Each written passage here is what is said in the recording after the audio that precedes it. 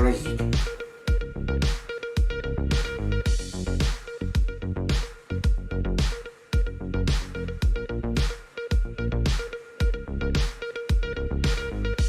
Я эту светлую идею хочу осуществить у себя на родине, в Якутии. И тут действие перемещается в Санкт-Петербург.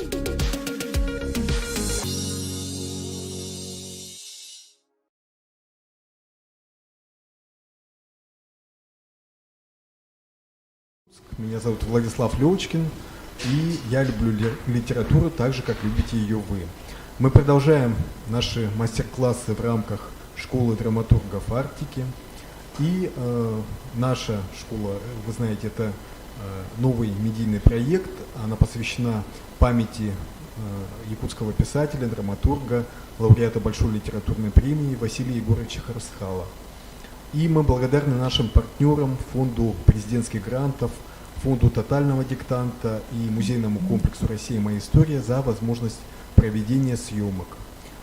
Мы приглашаем всех желающих принять участие в наших мастер-классах и послушать наших коллег, наших друзей и маститых уже и начинающих авторов. И сегодня у нас в гостях наш земляк, только что приехавший из Москвы, наш писатель, драматург, журналист, поэт, лауреат многих литературных премий и Большой литературной премии Союза писателей России, стоит на приколе на реке Нева, в исполнении артистов петербургских театров в постановке Ксении Никитиной. Вашему вниманию отрывок из пьесы «Созвездие Марии».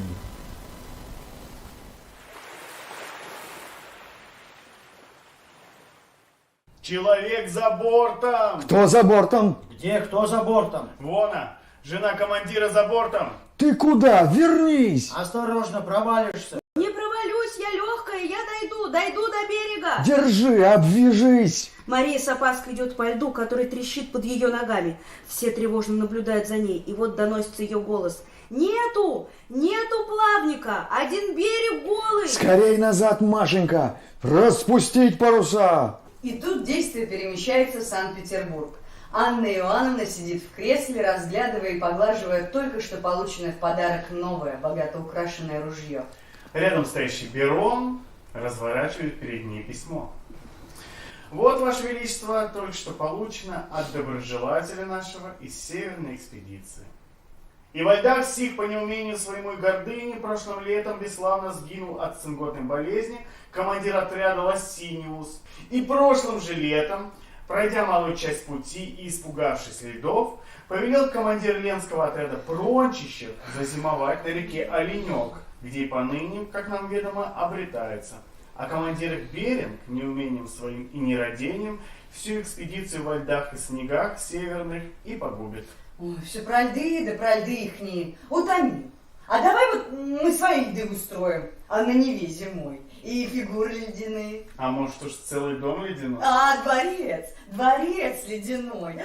И устроим в нем женитьбу у потешного шута Балакирева на шутихе Калмычке. О, отменно задумано, Ваше Величество. И чтоб шествие с факелом и с иллюминацией, и чтоб кровать ледяная, и чтоб посуда ледяная, и чтоб со всей России шутов собрать в гости, и чтоб в конце фейерверк. Прекрасные мысли, Ваше Величество. Европа просто умрет от зависти. И чтоб всех посланников иноземных призвать, и чтоб... Слышится плеск весел подходящего к кораблю елбота. Потом доносится голос матроса. «Прими конец! Помоги командиру!» На палубу хромая, опираясь на Зырянова, через силу поднимается Василий. Не сыскали? Нет, нету другого прохода. Васенька, а с ногой-то что? Льдина из-под елбота выскочила, весло вывернула, перебила, похоже, ногу. Ждать. Ждать придется, пока воду нагонит. Звучит реквием. Дует ветер, льдины бьются в борта корабля. В каюте Прончищева лежит на кровати умерший Василий. Над ним склонилась потрясенная горем Мария. Ой, Васенька, милый, как же я без тебя? На кого же ты меня оставил, Васенька? Перебивая Марию, звучит голос Берона, читающего очередной пасквиль. И по неразумению своему стояли они в устье реки Оленек 4 дён, за малым не погубив корабль. И тот Прончищев умер на корабле от цинготной болезни. И команду на себя своевольно взял штурман Челюскин, кое дело все загубит, и в капитана его ставить нельзя. Берег Ленюков возле Зимовий. У могилы Василия Прончичева, выстроившись в ряд, стоят с фузеями гардемарины матросы. Рядом жители маленького соседнего селения. В память командира нашего Василия Прончичева, отдавшего жизнь во славу государства российского и прироста его могущества. Ли! Ли! Ли! Звучит троекратный залп. Мария опускается на могилу и начинает причитать. Васенька, Васенька, да как же мне жить теперь без тебя, родимый ты мой? Ой, не хочу я одна, не хочу. Голубушка, голубушка ты наша, крепись. Я тут останусь с ним, Васенька. Пойдем, пойдем, Машенька, не убивайся так. Надо держаться, надо жить. Ой, не могу я без него, Сенечка, не могу. Челюскин вводит Марию в пропитанную слезами и болью землянку, и она с трудом обращается к нему. Сенечка, а ты туфельки мои с корабля принес? Принес. Подарок Васеньке. Надень их на меня. Да холодно же, а ты так больна. Не надо сейчас, голубушка. Силы уходят, Сенечка. Исполни мое желание последнее. Я хочу к нему. Красивый хочу, как тогда. Челюскин надевает Марии туфельки, и она уходит куда-то на небеса вслед за Василием. А Семен Челюскин идет к их общей могиле, чтобы сказать самые сокровенные слова. Спите спокойно.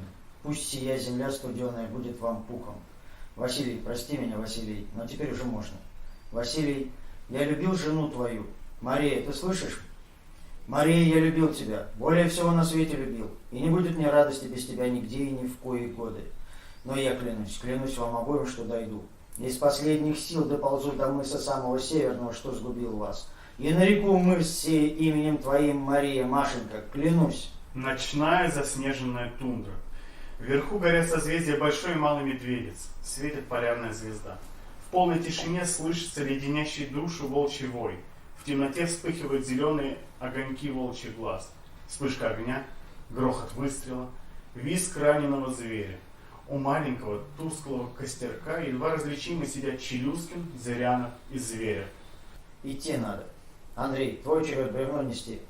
Исполним долг наш перед Петром Великим и перед императрицей Анной Иоанновной. Начинает звучать веселая музыка. Из питерских далей возникает расцвеченный огнями ледяной дворец, наполненный шутами и царедворцами, справляющими свадьбу шута Балакирева. Шуты кривляются и дурачатся как могут. Придворные стараются от них не отставать, чтобы не вызвать гнева царицы. Вспыхивает фейерверк, стреляет шампанское. Всеобщее веселье плещется через край. Счастливая Анна Иоанновна хлопает в ладоши, стоя рядом с Бероном. И вновь далекая заснеженная тундра. Изможденные путники тяжело поднимаются. Челюскин берет на плечо треногу с квадрантным. Зырянов бревно, которое нужно для знака репера на мысу. Зверев тянет мерную цепь. Челюскин снова идет впереди. За ним тащит цепь Зверев, поддерживая Зырянова с завязанными глазами. Матросы постепенно отстают от Челюскина. Он останавливается, ставит столб в сугроб, берет мерную цепь, покачивается, но упрямо идет вперед, утягивая цепь за собой. И вдруг резко ускоряет шаг. Сначала шепчет что-то про себя, а потом начинает говорить все громче и громче. Неужели берег Енисея поворачивает? Не может быть. И впрямь поворачивает. Дошли! Дошел! Скорее сюда! Дошли! Но тут опять начинают звучать слова доноса, которые читает Берон в Санкт-Петербурге. А тот Семен Челюскин до мыса самого северного не дошел. Понеже человеку нет никакой возможности туда дойти. И описание мыса измыслил, и координаты его измыслил. Посему, дабы обманщика не увековечить, имя Челюскина тому мысу не давать, а тем паче нарушительницы устава корабельного Прончищевой, радея о сем, яко верный слуга Отечества и престола. Не верьте ему. Не верь, Мария. Ты слышишь, Мария? Я дошел. Откуда-то доносится голос Марии. Я слышу, Сенечка, я слышу. Челюскин и его спутники замирают в ожидании чуда, и чудо происходит. Появляется Мария и благодарно обнимает и целует сначала Семена, а потом матросов, в том числе и Зверева. За Марией появляются Василий Прончичев, Витус Беринг, Петр Лосиниус, Дмитрий Овцин. Все они благодарят Челюскина, радуются общей встрече. А затем вдруг появляется сам Петр I, довольный своими питомцами. Офицеры и матросы невольно вытягиваются во фронт перед государем. Дамы склоняются в поклонах. Готов принять ваш рапорт. Довольно, вольно. Ведомо мне. Все ведомо, какие лишения и муки вы испытали, какую погибель приняли, верша пользу Отечеству. И что за труды свои получили. Но пройдет время, и засияют имена ваши на картах империи российской и мира целого с самыми высшими наградами. И память о вас будет жить вечно в народе российском. А ну подать всем по чарке рома государева. Виват вам, голубчики! Виват!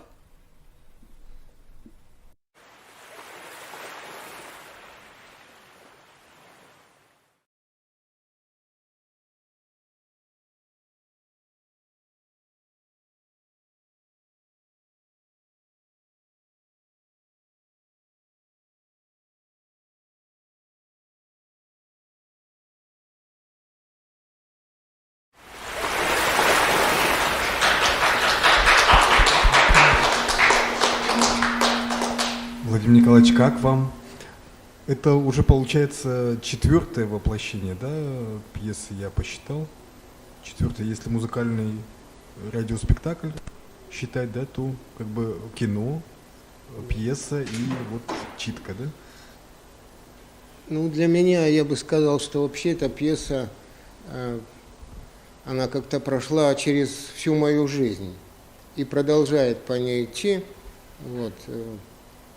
Я впервые когда-то написал, даже, наверное, 5 воплощений.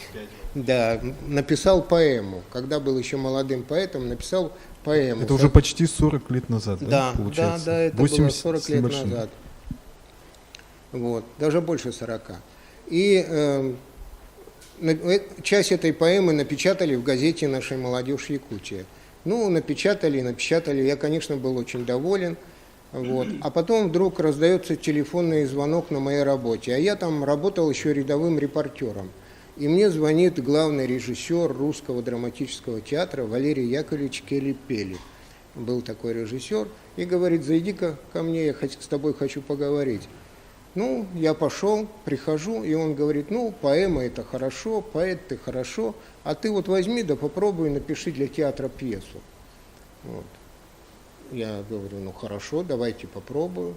Вот. Ну и написал, как мог, да. А в то время, конечно, я, кроме пьес, которые мы по школьной программе изучали, я и других пьес-то не читал, потому что я был геолог по образованию. Вот, я, конечно, читал много, но вот таких драматургических произведений, значит, кроме классики, не знал. Ну и написал, как мог. Написал, пришел в театр, принес пьесу. А у меня там только мужчин было 20 действующих лиц. Вот. Ну и когда он глянул только на первую страницу пьесы, спросил меня: а ты вообще в театр ходишь? Я говорю: конечно, хожу. Спектакли все смотришь? Конечно, все смотрю. А ты видел, сколько у меня мужиков на сцену выходит? Он сказал: у меня и 15-то их нет. Чего ж ты мне принес 20 здесь у тебя, да еще, значит, там, в массовке, где я их возьму столько? И вот тут я впервые подумал, что театр – это какое-то особенное место, и писать для театра – это тоже что-то особенное. Надо знать какой-то механизм, надо понимать, что это такое, и, значит, даже думать и о том, сколько вообще актеров в театре. Да? Потом я уже стал узнавать, что вообще там, в античные времена, скажем, иногда весь спектакль играли 2 актера, да? Как они справлялись? Они одевали разные маски и, значит, преображались в разных персонажей и таким образом играли. И интересно, что самыми первыми актерами вообще были драматурги. У них и актеров не было, но были маски, да, и вот они играли так.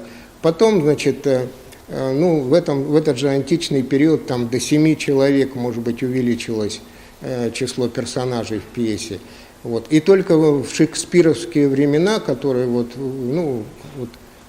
времена, значит, в которые времена был такой размах театра, извините, я заговорился, вот, там было по 20, может быть, больше 20 даже действующих лиц играло вот, одновременно. Потом опять уменьшалось, сейчас где-то в среднем, наверное, 15, там, может, 16 играет. И я даже где-то слышал, что вот средняя труппа Европейского театра это тоже где-то 15-16 человек актеров. Вот. Ну и, значит, конечно, я потом уже сел и стал, значит, писать эту пьесу так, чтобы ее смогли сыграть. Но получилось... Владимир Николаевич, а вообще вот когда была написана, допустим, первый вариант пьесы, и когда уже увидели на сцене, вот какой период прошел, и, скажем, ну, вообще это же очень характерно для любой пьесы, да, что она не сразу поступает но на тут сцену. получилось как? Когда я переделал пьесу, театр ей заинтересовался, и даже было принято решение ее поставить. Вот. Но тут произошел пожар в Русском театре, на мою беду и на беду театра. Вот. И театр на несколько лет переселился в очень маленькое, неприспособленное здание. А вы, наверное, вот слышали, да, и уже поняли, что там действие происходит в Арктике, а многие из вас видели эту пьесу. Вот, там корабли, паруса, значит, ну, такой антураж, да, и сыграть в маленьком зале, круг нужен театральный, невозможно. Вот, и поэтому вот эта пьеса остановилась. Но опять же она как бы не остановилась, потому что молодые актеры во главе с Юрием Козловским, да, постановка была, да, они сделали радиоспектакль. Лариса Утяшева работала тогда на Якутском радио, она была режиссером, Юрий был постановщик. И тут как раз получилось, что буквально в это же время объявили о том, что будет проведен первый всесоюзный фестиваль радиоспектаклей.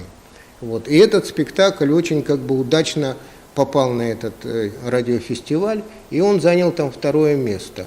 Неожиданно для всех нас. Вот такая реализация произошла.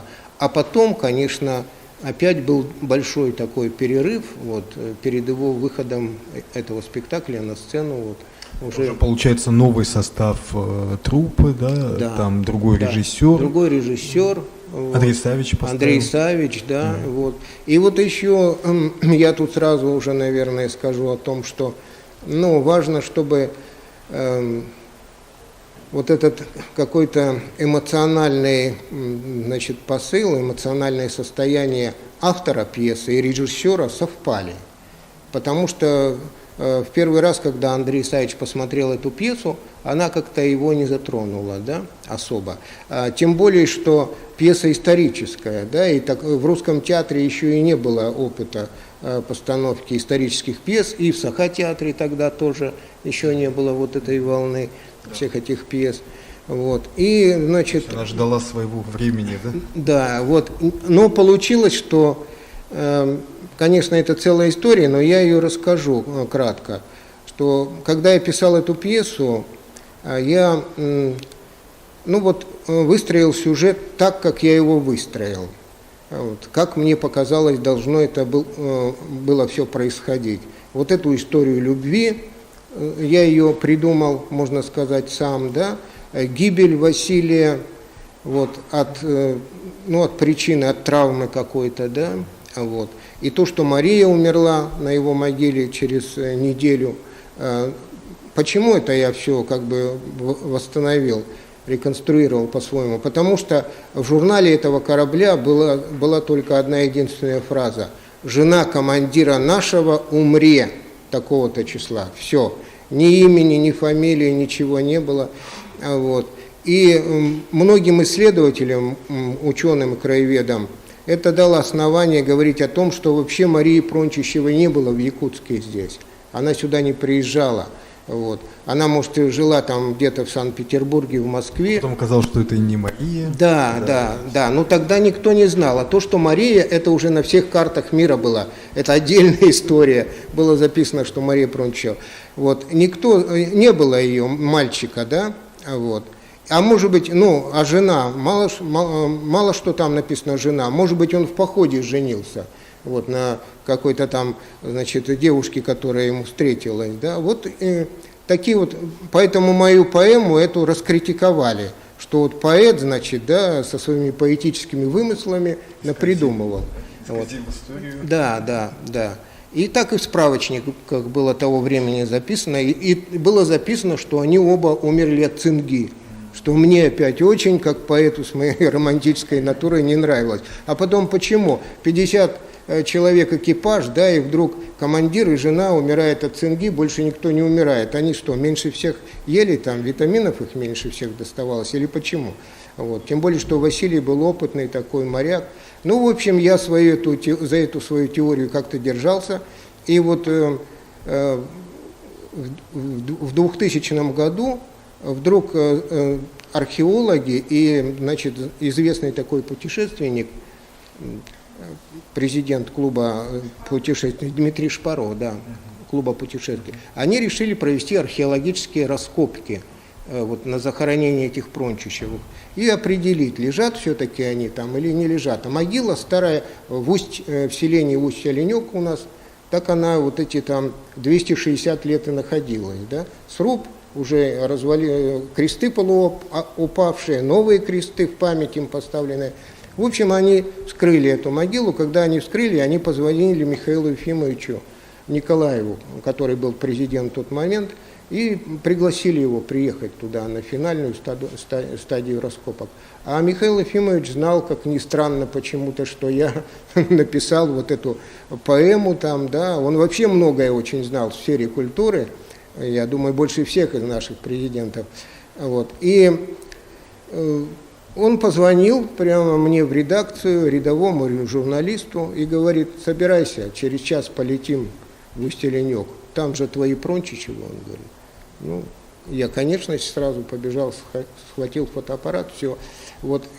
И когда мы оказались там, и вот эти археологи, вот, и, значит, историки, криминалисты, которые там были, очень серьезные люди, они, значит, ну, осмотрев вот эти останки, которые там лежали в могиле, действительно рядом лежали останки мужчины и женщины. И действительно у женщины на ногах были туфли, красивые туфли из софьяна, которые в Якутии никаким образом, как на ногах аристократки, оказаться в те времена, конечно, не могли.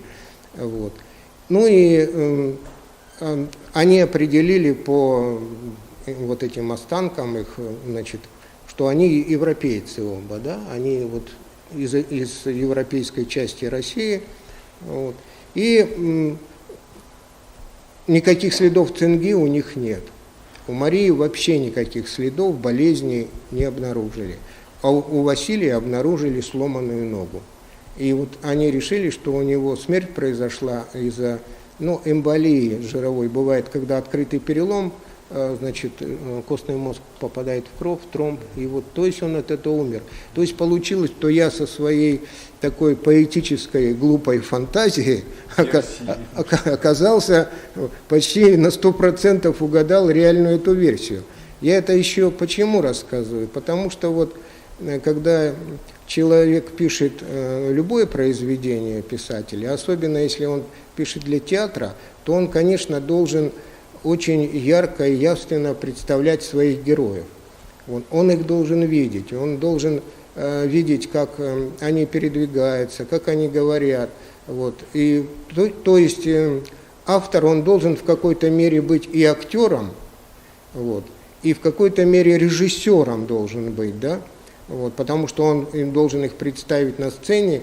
Вот. И только когда вот это происходит, получается, ну, по-настоящему такое произведение, где эти герои живые. Вот. И вот мне иногда, когда я писал пьесы, мне иногда снилось, что я играю на сцене театра и играю этих персонажей. А почему, я потом подумал? Потому что, в принципе, это же ведь только, ну, у автора получается свои возможности ментальные, да? Я же все равно ментально проигрываю. Актер проигрывает с помощью пластики и своего тела, да? Режиссер с помощью своих каких-то идей все это, значит, собирает вместе и концентрирует. И поэтому вот это, наверное, с одной стороны знание театра, с другой стороны возможность это увидеть, это, наверное, плюсом является для драматургов. И вот не зря тут, значит, я как-то подумал, что, ну, наиболее многие такие успешные драматурги, да, значит, великие, Ну, тот же Шекспир взять, там, да, Шекспира, там, Мольера, там, Островского, Брехта. Они все под старость были директорами театров. Или не под старость, а во времена своего расцвета. Они почти все играли, или в любительских хотя бы театрах играли, да, вот. Шекспир, он вообще от начала до конца, значит, у него полный цикл был рабочий, да, он сам писал, сам играл и сам руководил театром, да, вот. И поэтому, наверное, у них эти работы были наиболее удачными, что они хорошо знали законы театра и законы сцены. И вот я хочу сказать, что чего молодым, значит, драматургам часто не хватает, это как раз вот этих знаний. Они как бы путают, не различают прозу, вот, и драму, да, вот. А это на самом деле совершенно разные жанры. Если, допустим, проза или даже лирическое стихотворение, это произведения самодостаточные. Вот. Поэт может даже и не записывать свое стихотворение, а выйти, прочитать его, да, и вот уже реализация происходит. Роман, значит, написанный, человек взял его, прочитал. Вот. А чтобы, значит, появился спектакль, нужен целый такой процесс. И получается, что вот драматургия, она стоит как искусство, или как, даже ее трудно назвать именно литературным жанром, потому что с одной стороны у нее стоит литература, с другой стороны стоит театр. Вот. И чтобы произошло вот это событие, значит, в виде спектакля, да, нужно, чтобы вот эти все три части соединились.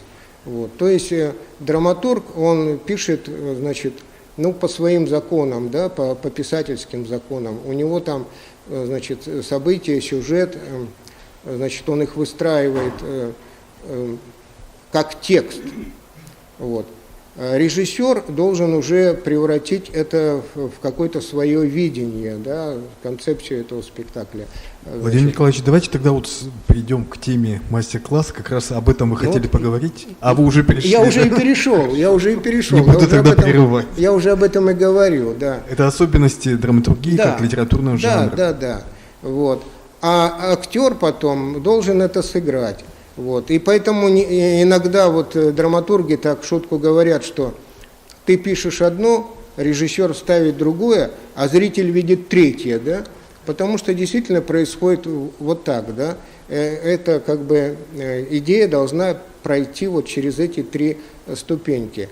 Ну, а сложность здесь еще заключается в чем? Что драма это, ну или пьеса, это очень ограниченный объем. Очень небольшая для писателя площадь. То есть там 50-60 страниц, там, да, вот, это уже 2 часа, значит, спектакля, да, вот. И поэтому вот в этом маленьком объеме вместить все очень сложно. Вот. Кроме того, значит, автора же нет на спектакле, вот. На спектакле есть только актеры, да, и режиссерское какое-то видение. Вот. А то, что автор пишет ремарки там, да, зрители же их не слышат, что я там написал, допустим, там Сидоров бежал, значит, в комнату, да, а режиссер прочитал и думает, нет, Сидоров войдет, не вбежит, а войдет медленно в комнату. И на сцене так и происходит, допустим, да. Вот. Поэтому драматургу начинающему надо быть готовым к тому, что он на сцене увидит, возможно, нечто совсем иное, вот, что написал он. Потому что режиссер решит, что это надо сделать так, а актер еще решит, что это надо вот так сыграть. Вот. Но вот этот, как бы, вот этот ограниченные объемы, ограниченные возможности, урезанные возможности автора как драматурга, они, с другой стороны, дают пьесе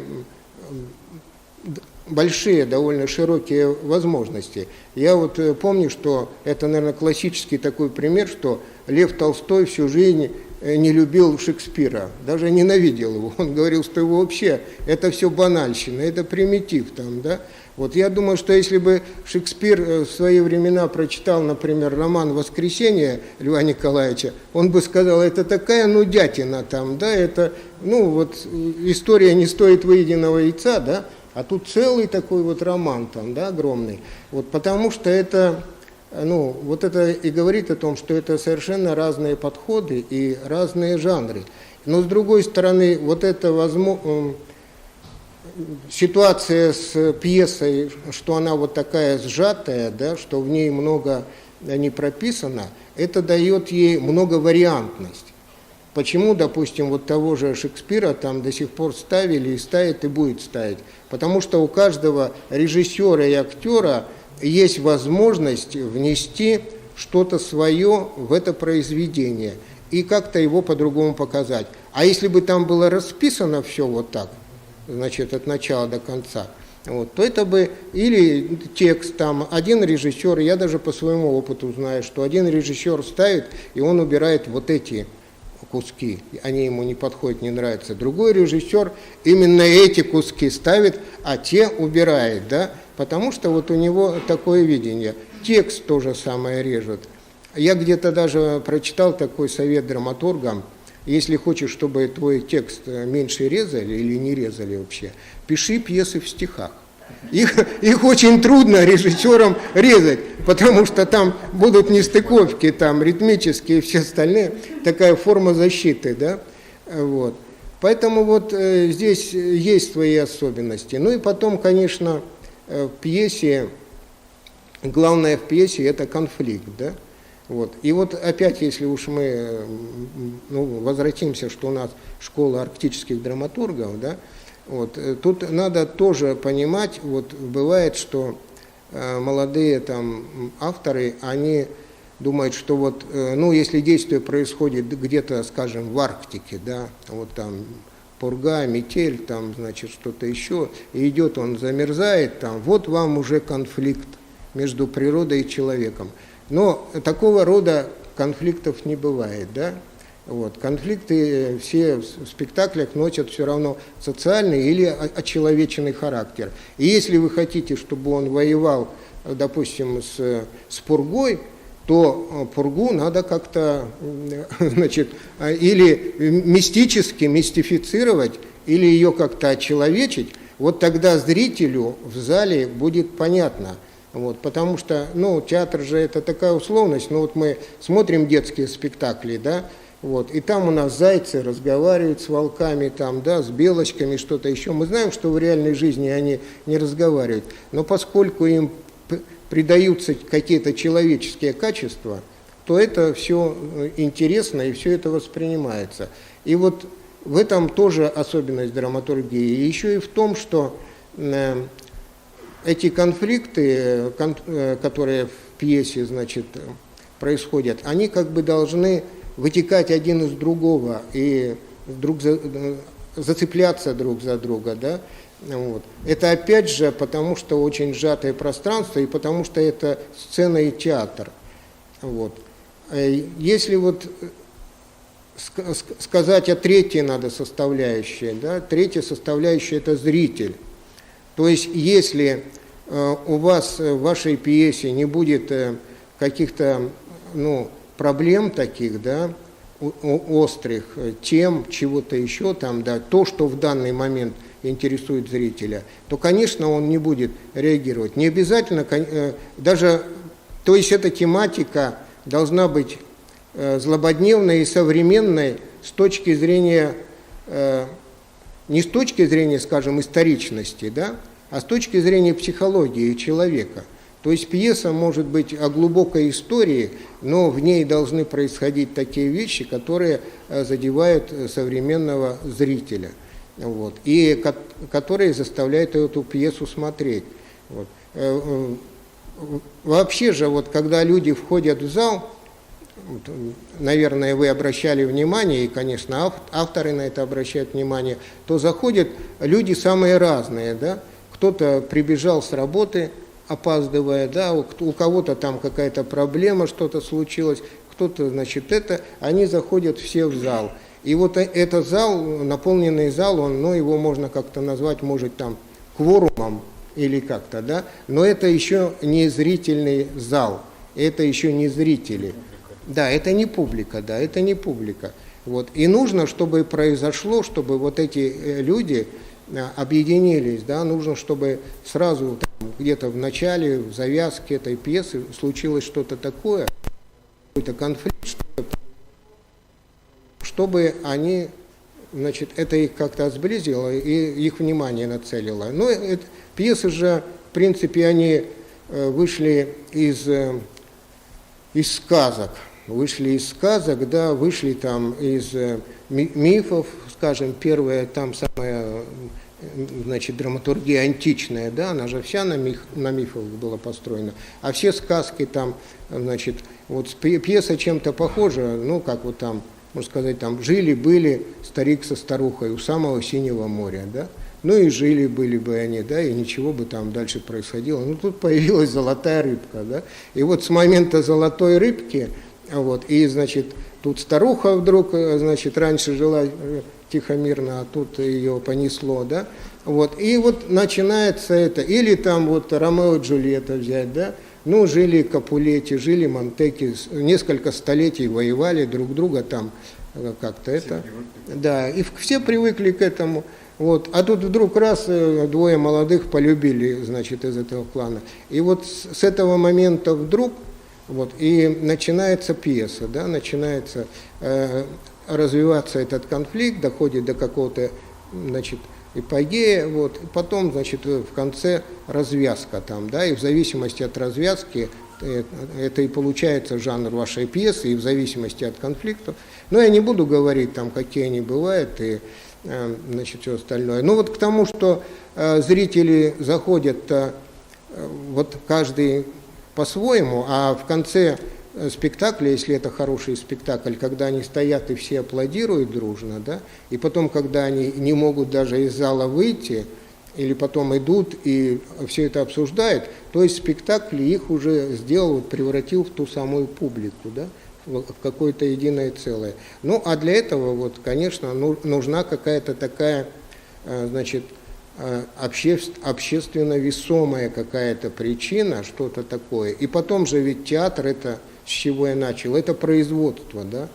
Там труппа, значит, несколько десятков человек, там техническое какое-то обеспечение, да, зал, все остальное. И чтобы вот это, представьте, 150 человек, допустим, работает в Русском театре, чтобы 150 человек вдруг стали, значит, вашу пьесу ставить, да, вот, значит, она должна что-то представлять, вот, какое-то событие должно произойти в результате этого. Поэтому вот эти вот моменты, значит, надо учитывать. Ну и вот то, что я говорил, вот даже посмотреть численность труппы. Или у меня такой был интересный случай, когда я написал сказку, вот, которая была поставлена в Сахатеатре.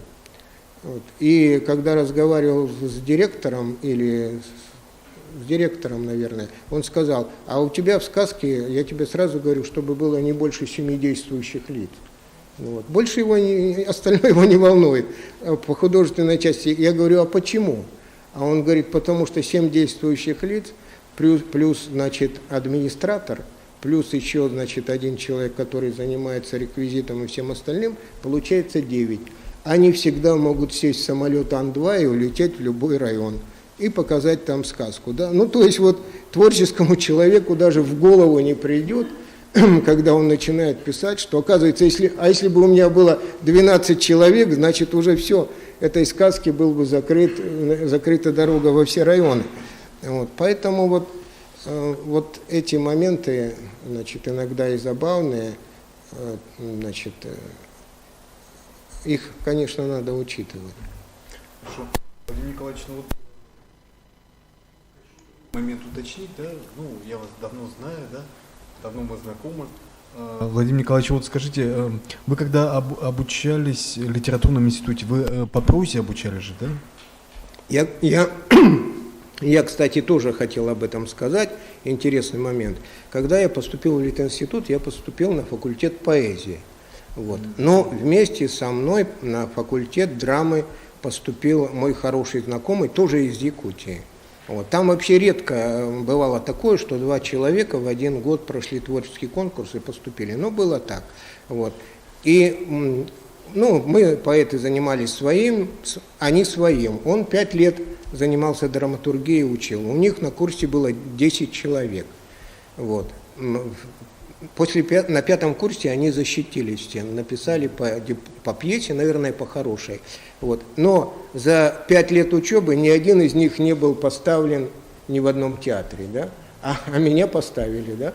Поэтому я посмеялся, говорю, вы там драматурги-теоретики, вот, наверное, они все хорошо. Может, потом кто-то из них прорвался и где-то себя обозначил. А поэтому... обучение, саму программу отличались, да? Конечно, они именно учились драматургии. И я вот подумал, чего мне тогда не хватало. Если бы я там поучился, я бы, наверное, очень многих каких-то ошибок своих не сделал, не повторил. Но мне повезло, что в те времена как бы хорошо работали с молодыми писателями.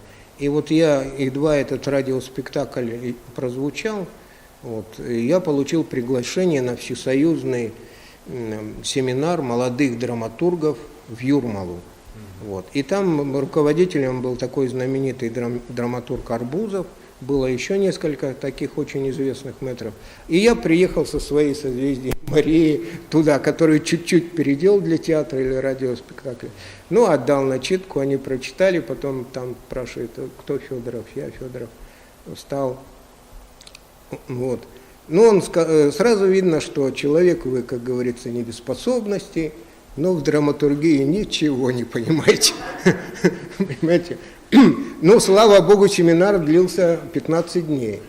И за 15 дней, конечно, вот эти мэтры, они там многому нас научили. Я какие-то вещи, может, стал чуть больше понимать.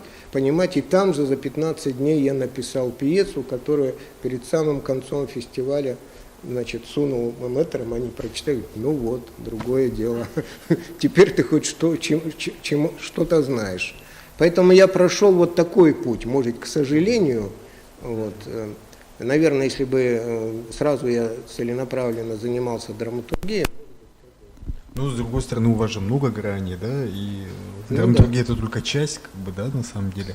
И еще вот один момент я хотел уточнить. У нас же, как бы, получается, школа драматургов именно Арктики, и помните, вот когда обсуждали тему, тоже было затронуто, что, ну, вот вообще не редко вот именно в ваших произведениях Крайний Север, Арктика становится местом действия. Вот в этом отношении какие у вас, вот, скажем, пожелания начинающим драматургам, поскольку вот мы тоже, допустим, с Геласимовым обсуждали тему северного характера, северного человека, вот его специфика, вот в этом отношении у вас какое вообще видение и какие могут быть здесь подходы? Ну, наверное, даже можно сказать, что все мои пьесы, действие их происходит или на Крайнем Севере, или в Арктике, да? Так сложилось, потому что я здесь живу, здесь жил и работал. Вот. Потом по первой профессии я геолог, и в молодости мне повезло, что я вот на самом побережье моря Лаптевых какое-то время работал. Там, где как раз потом появились мои герои Прончичевы, литературные, да? Вот. И, конечно, прежде всего, надо знать, о чем ты пишешь.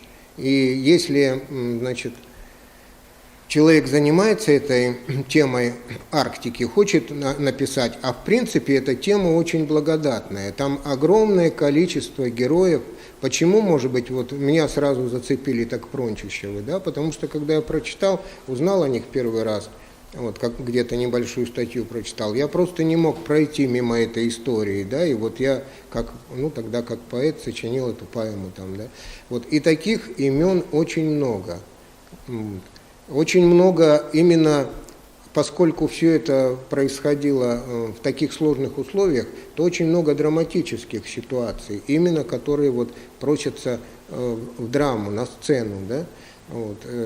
Ну, многие как раз вот какие-то открытия в Арктике или арктические подвиги, они были с территории Якутии совершены. Так же вот как Великая Северная экспедиция, о которой, значит, сегодня говорилось. Ну, например, вот Георгий Седов, да, когда он, скажем, пошел там к Северному полюсу, то есть человек решил дойти до Северного полюса, он понимал, что в то время у него просто не хватит силы, возможностей, никакой же техники не было. Он взял с собой столько продуктов, чтобы дойти только туда, понимаете, чтобы дойти и вот отметить этот Северный полюс, а назад уже все, понимаете. И вот таких примеров самоотверженности очень много, но при этом еще и очень много отношения ненадлежащего к этому, да, вот. И потом ведь мы, пока мы жили в нашем, значит, социалистическом обществе, мы как-то вот историю, которая произошла до Октябрьской революции, мы ее не воспринимали. Вот у меня одна из причин моей мотивации была, мне хотелось просто рассказать правду.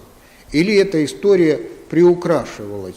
Ну, например, если там вхождение Якутии в Россию, то, значит, встретились сразу, давай обниматься и целоваться, да, ничего, значит, никаких конфликтов нет там, да, вот. Или священники, допустим, в советской литературе только священник мог появиться только как отрицательный герой. А уж вот как, допустим, путь святителя, чтобы он главной фигурой был и вокруг него светил, это просто не... И, конечно, когда я вот об этом узнавал, то мне хотелось просто восстановить какую-то справедливость человеческую. И благо, что вот этот материал, он позволяет. Но надо, конечно, знать. Надо знать детали, так, чтобы какие-то не писать, значит, вещи. В свое время в журнале «Охота» была такая рубрика, которую подарила им московская журналистка. А рубрика называлась «Голубой писец на елке». А она просто написала: вот иду я по лесу, где-то там, значит, на одной там елке сидит белка, а на другой сидит голубой писец, да? Ну мы все знаем, что они живут в тундре, да? И в Якутии это может вызвать только смех. Или там какой-то фильм, который начинается с соловьиной трели, да? Фильм о Новосибирске, о Сибири.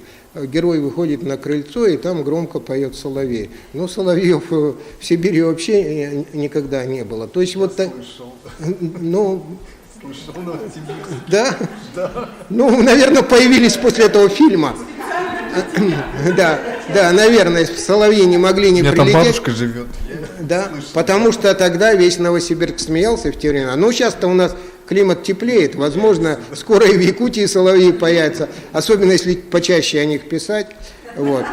Ну, я к тому, что надо знать, о чем ты пишешь, потому что история Арктики, она не такая уж популярная. Вот она сейчас становится более открытой, более известной. Вот ты сказал о том, что, значит, Мария оказалась Татьяной, да? Действительно, вот эта моя героиня до 1989 года весь мир ее знал как Марию Прончищеву. А в 1989 году, значит, один студент МГУ, историк будущий, в архиве нашел документ, из которого выяснилось, что ее звали Татьяна, и в девичестве она была Кондырева, да? Вот. А на всех картах мира Мария. А почему опять Мария? Потому что первый человек, который в честь нее назвал мыс, он написал М. Прончищевой. Он имел в виду мыс.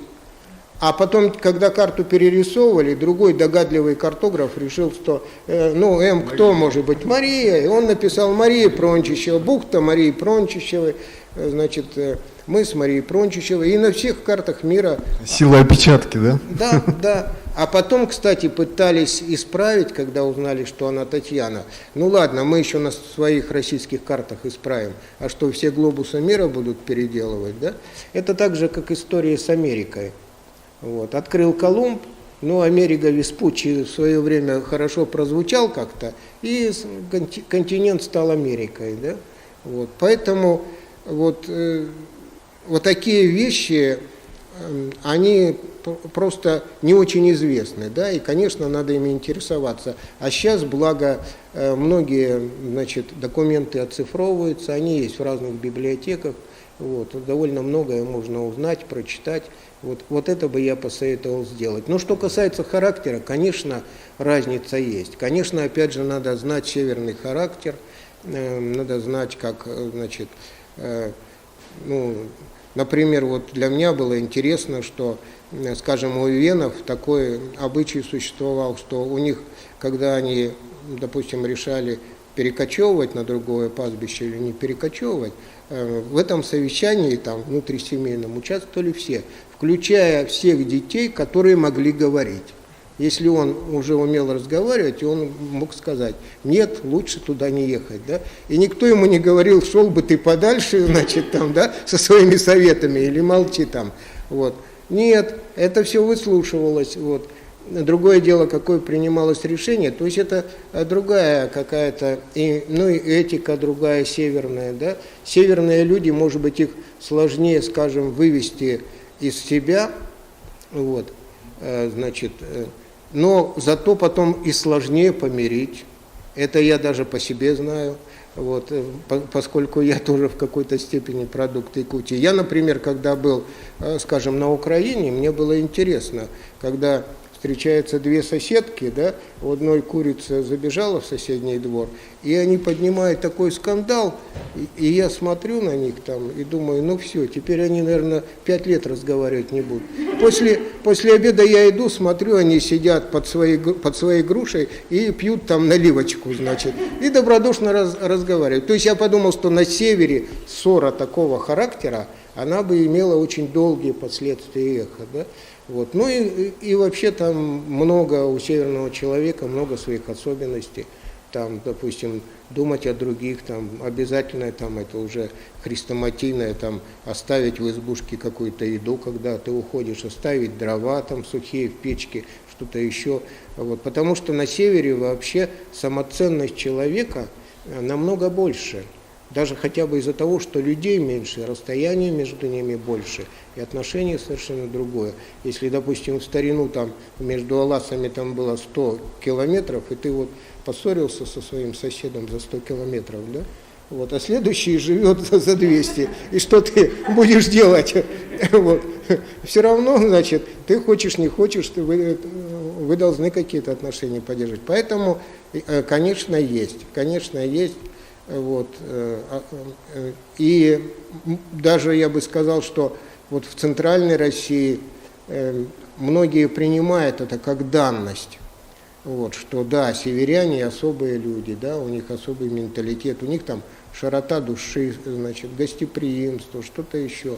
Вот. Ну, то есть, опять же, надо эти качества знать, чтобы писать, вот, чтобы не оказалось так, что ты сделал что-то не то. Хорошо, друзья, напоминаю о том, что у нас есть возможность задать вопросы автору, и в конце нашей записи, нашего мастер-класса мы подведем итоги конкурса среди читателей на самые лучшие вопросы. И сейчас у нас есть подключение. Нас, я напоминаю, смотрит вся страна, многие города сейчас подключены, и на связи у нас находится город Мирный, и я передаю микрофон Людмиле, которая представляет Мирнинский театр. Пожалуйста.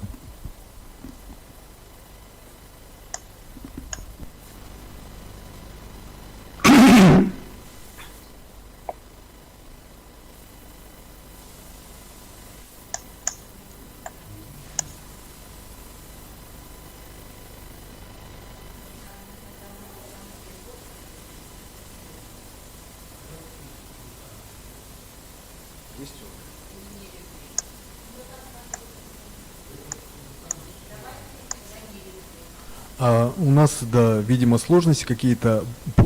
Просим тогда сейчас подключиться город Нерюнгри, театр кукол. Петр Туруханович, пожалуйста.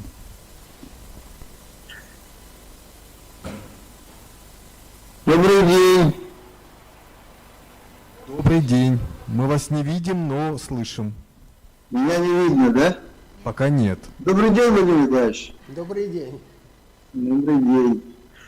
Большой привет вам из Нерюнгри. Да, рад вас слышать. Вот. Ну, что касаемо нашего театра, вы, наверное, прекрасно знаете наш театр. наслышаны, наверное, как бы. Все равно же вы наш человек. Вот. Я к тому, что это приятно, и что такое происходит. Вот у меня вопрос такой по поводу детской драматургии. Потому что нынче у нас такая, в общем-то, такая сложная проблема появилась, такая опасная проблема, что очень мало хорошей детской драматургии. Вот как вы думаете, почему, от чего это происходит? Ну, я думаю, что для детей писать, наверное, еще сложнее, чем для взрослых, да? То есть надо быть самому ребенком. Мне кажется, что иногда бывает такая ошибка, что ну, человек сам по себе такой взрослый писатель, вот, с таким взрослым видением, он думает, а вот напишу-ка я что-нибудь для детей, да? И начинает писать. Вроде как бы все приметы есть, а вот того самого, что привлекает детей, нету, да? То есть нужно, чтобы автор был сам в какой-то степени ребенком. Это особый дар. Вот. Ну, тем не менее, у нас в Якутии, мне кажется, есть такие авторы, которые пишут для детей. И вот здесь у нас сидит Анна Пшенникова, которая в последнее время, у нее несколько очень ярких, интересных работ было. Вот.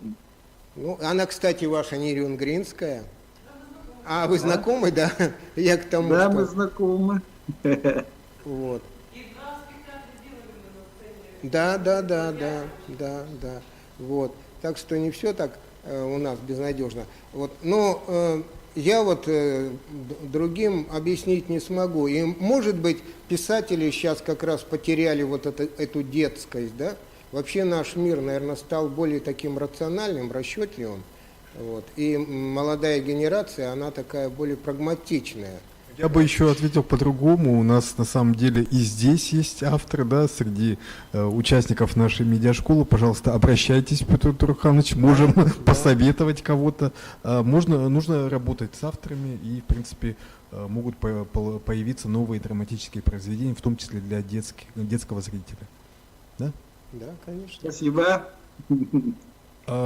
Владимир Николаевич, вот поступило несколько вопросов от участников конкурса, которые, ну вот, хотят получить ваш приз с вашим автографом.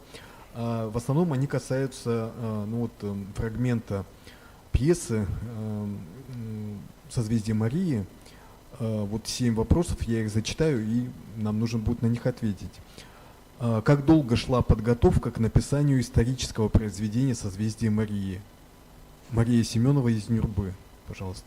Ну, я уже рассказал фактически, я ответил на этот вопрос. Ну, вот сроки интересуют, видимо, хотят более точно. Ну, сама пьеса написалась быстро, и поэма написалась быстро, но другое дело, что это был полуфабрикат, как я сказал, да, а потом мне пришлось уже эту пьесу доделывать и вот ждать того часа, когда она попала на сцену театра. А вообще вот этот путь был очень долгий. Не путь написания, а путь до сцены, то есть через поэму, через радиоспектакль. Вот. И в 12-м, если радиоспектакль был в 89-м году поставлен, то премьера пьесы в 12-м году состоялась только. Фактически, получается, 30 лет после написания поэмы, как первоисточника. Да, или 20 лет там, да. 20 лет после самой пьесы. Да, ну вот я говорю, что тут должен совпасть импульс режиссера и автора. Вот. Почему я начал рассказывать об этих раскопках и немножко не дорассказал до конца. То есть я одну часть, значит, этой истории рассказал, но была вторая часть истории.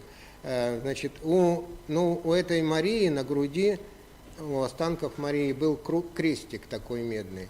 Вот. Я его тоже подержал на руке, там постоял, значит. Потом эти туфельки, которые были, ученые забрали туфельки и крестик, да? Хотя мне, честно говоря, это не особо нравилось, но такие уж правила археологии. Вот. Там потом, значит, провели церковную службу, литию, все как положено, крестики им положили, похоронили, закрыли, все уважительно, значит, к этому отнеслись. Но туфельки и крестик, значит, забрал руководитель этой археологической экспедиции. Потом получилось, что в этот же год Андрей Борисов поехал в Москву в командировку, режиссер. Вот. И его попросили отвезти, передать какую-то вещь там, книгу. Вот. Он пришел к человеку, отдал эту книгу, а тот говорит, пойдем к моему другу, он связан с вашей Якутией, и они приходят к этому руководителю экспедиции. Вот. Этот руководитель экспедиции открывает сейф и достает оттуда туфельки и крестик. И вот когда Андрей Борисов положил себе на руку крестик и взял туфельки, вот, и, значит, какая-то молния прошибла его сверху до пяток. Да, и когда он возвратился в Якутск, он сразу сказал, все, ставим спектакль. Понимаете, вот тут получилось, что сошлись вот эти два импульса. И как будто сама судьба подтолкнула его, вывела туда. А если бы этого не произошло, я не знаю, как бы долго еще спектакль, эта пьеса ждала своего воплощения. А потом был уже фильм, получается, да. всероссийский А также с фильмом вот произошло, что на премьеру, в Москву на премьеру этой пьесы «Созвездие Марии» пришел генеральный директор кинокомпании «Каро Продакшн». Вот. И он там, когда увидел эту пьесу, у него там слезы потекли, значит, он весь растрогался, и он сказал, все, снимаем фильм. Понимаете, вот так вот. Интересно, что вот я говорил о том, чтобы пьеса, для того, чтобы она стала событием, да, она должна быть, значит, реализована в театре. Вот. А тут получилось, что произошла такая цепочка. И вот интересно, что я буквально перед ответом получил. Вот, значит, ну, когда фильм прошел по всей стране, я не буду говорить о достоинствах и недостатках этого фильма, об этом много говорили, да, сравнивать его с пьесой, вот. Но он сыграл свою роль в Калужской области, откуда родом вот эти мои герои Прончищевы. Значит, вдруг народ зашевелился, посмотрев этот фильм. Вот, 260 лет как бы особо об этом не вспоминали, да, а тут создали специальную комиссию на уровне губернатора и запустили двухлетний проект по увековечению памяти Прончищевой. Вот. И, значит, собирается там поставить им памятник в Калуге. Вот. Я как бы состыковал двух директоров театра, Калужского и нашего русского, и они договорились об обменных гастролях. И вот теперь калужане ждут, когда русский театр привезет туда им «Созвездие Марии» и покажет, да? Вот. А последнее звенышко, вот мне позавчера позвонили и сказали, что, значит, нашлись какие-то в Калуге меценаты, которые сделали часовню с мемориальными досками Прончищевым, Челюскину. Вот. И эту часовню уже увезли на Таймыр. Вот. И буквально вот в мае месяце, и вот как раз вот чем здесь заканчивается, где Челюскин дошел и кричит «Я дошел, я дошел», он дошел до самой северной точки. Вот на этой самой северной точке калужане поставят часовню. Раз. Во-вторых, они в этом году или на будущий год, если тут пандемия помешает, в Устье-Оленьке, там, где вот эта старая могила Прончищевых, они хотят сделать свой тоже памятник. Может быть, копию того, который будет в Калуге, и поставить там рядом. Это уже о том, вот как искусство меняет жизнь, да? Да, вот как это событие перерастает, и как оно растет, и всю жизнь меня сопровождает каким-то образом. Получается, вот стоит один раз, наверное, какую-то тему такую найти, вот, и, значит, даже не умело пусть поначалу ее как-то подать, а потом она может вот с тобой двигаться всю жизнь. Владимир Николаевич, вот еще 6 вопросов. Ну, в принципе, у нас не так много времени остается. Если есть желание, да, коллеги, подходите к микрофону, вот стоит микрофон, можете занимать очередь. Просто, чтобы мы на записи, чтобы нас было потом слышно на Ютубе, подходите к микрофону. Хорошо, у нас вот такие вопросы еще. Когда вы создаете произведение, оно у вас в голове как фильм проматывается? И в какое время суток вы пишете обычно? Такой вопрос. Ну, я уже об этом говорил. Я говорил, что я вижу своих героев. Вот, и можно даже вспомнить о том, что после премьеры «Созвездия Марии» в Москве ко мне пришла ночью во сне Мария. Вот, я ее увидел прямо во сне, да, вот, и я думала, я сам себе сказал, а оказывается, она похожа на ту, которую я придумал, да. Поэтому герои живут, конечно. А пишете в какое время? Ну, я пишу в самое разное время. Конечно, больше, как все писатели, вечером. Вечером, да? Вечером. Когда был молодой, писал ночью. Вот. А что касается стихов, стихи рождаются они в любое время. И чаще всего, когда где-то идешь, двигаешься, что-то... Вот. Ну, как вот у Винни-Пуха, да, вот он идет там, барам. У меня стихи, например, рождаются по такому принципу, как Маяковский говорит, стихи рождаются из гула. Сначала возникает какая-то интонация, что-то еще, ритм, да, потом нанизываются слова. Пожалуйста, Анна. Можно, да? Здравствуйте. Здравствуйте. Очень рада вас видеть. Вопрос вот какой. Вы сейчас говорили, и не один раз говорили о том, что должен возникнуть некий импульс, да, режиссер и драматург, то есть они должны работать в тандеме. И я с вами согласна. С другой стороны, у нас вот зимой был семинар, приезжала Татьяна Тихановец, известный критик, и говорили, в числе прочего, о том, что режиссер – это не слуга драматурга. И то есть драматург может написать одно, но режиссер может поставить совершенно иначе и, пропустив через призму своего видения, выдать может совершенно иной продукт. Вот как, на ваш взгляд, к этому относиться драматургам? Нужно ли с этим бороться? Или, может быть, ты написал, и все, ты отдаешь это в мир, и дальше уже пусть это существует само по себе? Ну, мало того, что режиссер не слуга драматурга, да, он еще его и диктатор, понимаете? И тиран может иногда, да? Как бы наоборот не получилось. Да. Дело в том, что когда-то было так в счастливые времена Шекспира, да, вот когда режиссеров, вообще первые 300 лет театр умудрялся жить без режиссеров, да, вот.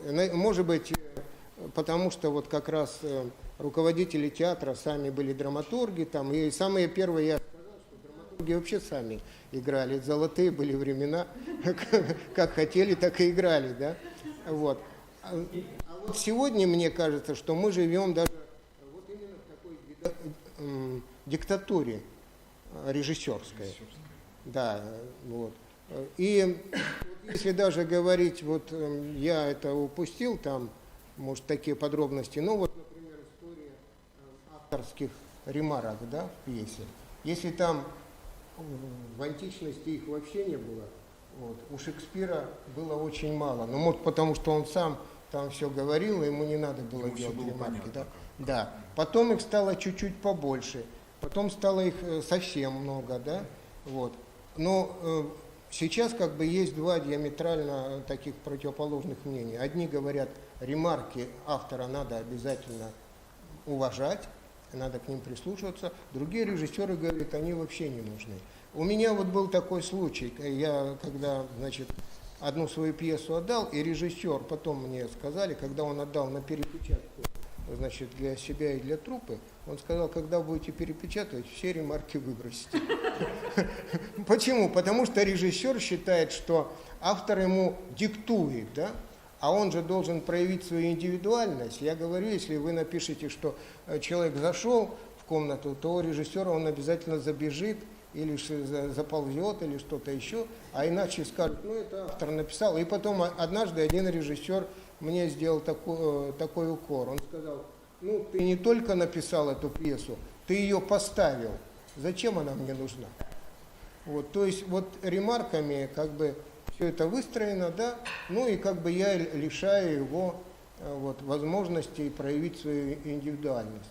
Владимир Николаевич, а вот было такое вот неприятие вот постановки, допустим, режиссера, вот, скажем, у вас же уже 10, да, пьес было поставлено? Ну да, даже больше. Больше, да? Ну, иногда с некоторыми деталями, значит, конечно, я не соглашался. Иногда мне казалось, что режиссер что-то сделал не так, да. Однажды, я помню, Андрей Савич Борисов произнес замечательную фразу, когда я там на репетиции сидел и бурчал что-то. Он сказал, то ли дело работать с мертвыми драматургами. Вот. И я думаю, для режиссеров это вообще счастье, да? Взять Шекспира, допустим, и сделать с ним то, что ты хочешь. И Шекспир не возразит, и у него даже наследников уже нет, которые бы... Вот. Но мне кажется, Аня, что, конечно, вот я тоже в шутку говорю, что профессия драматурга, ну, как писателя, самая стрессовая, да? Вот, потому что ты никогда не знаешь, что ты увидишь. Вот я, например, сегодня тоже сижу и волнуюсь. Я, конечно, знаю, что там прекрасная труппа, замечательный режиссер, но я не видел ни одной репетиции. И завтра я приду сразу на премьеру.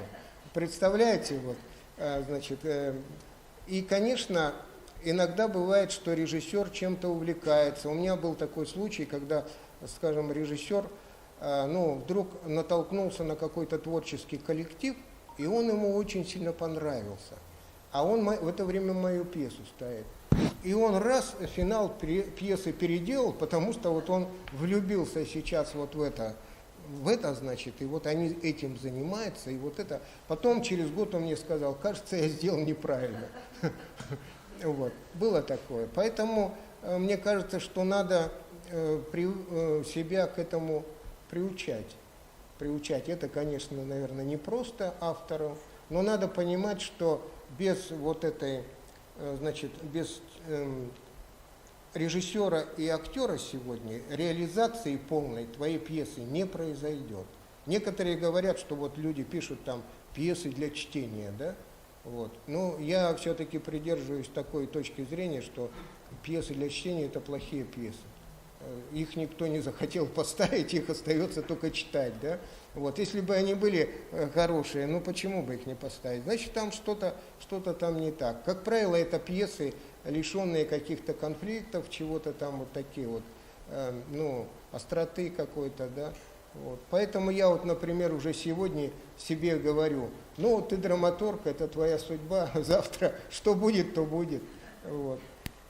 И я помню, как Семен Ермолаев рассказывал, когда вот одну его пьесу ставили, и когда после, значит, всех сокращений осталось там 20 или 15 страниц от пьесы, да, но спектакль был поставлен.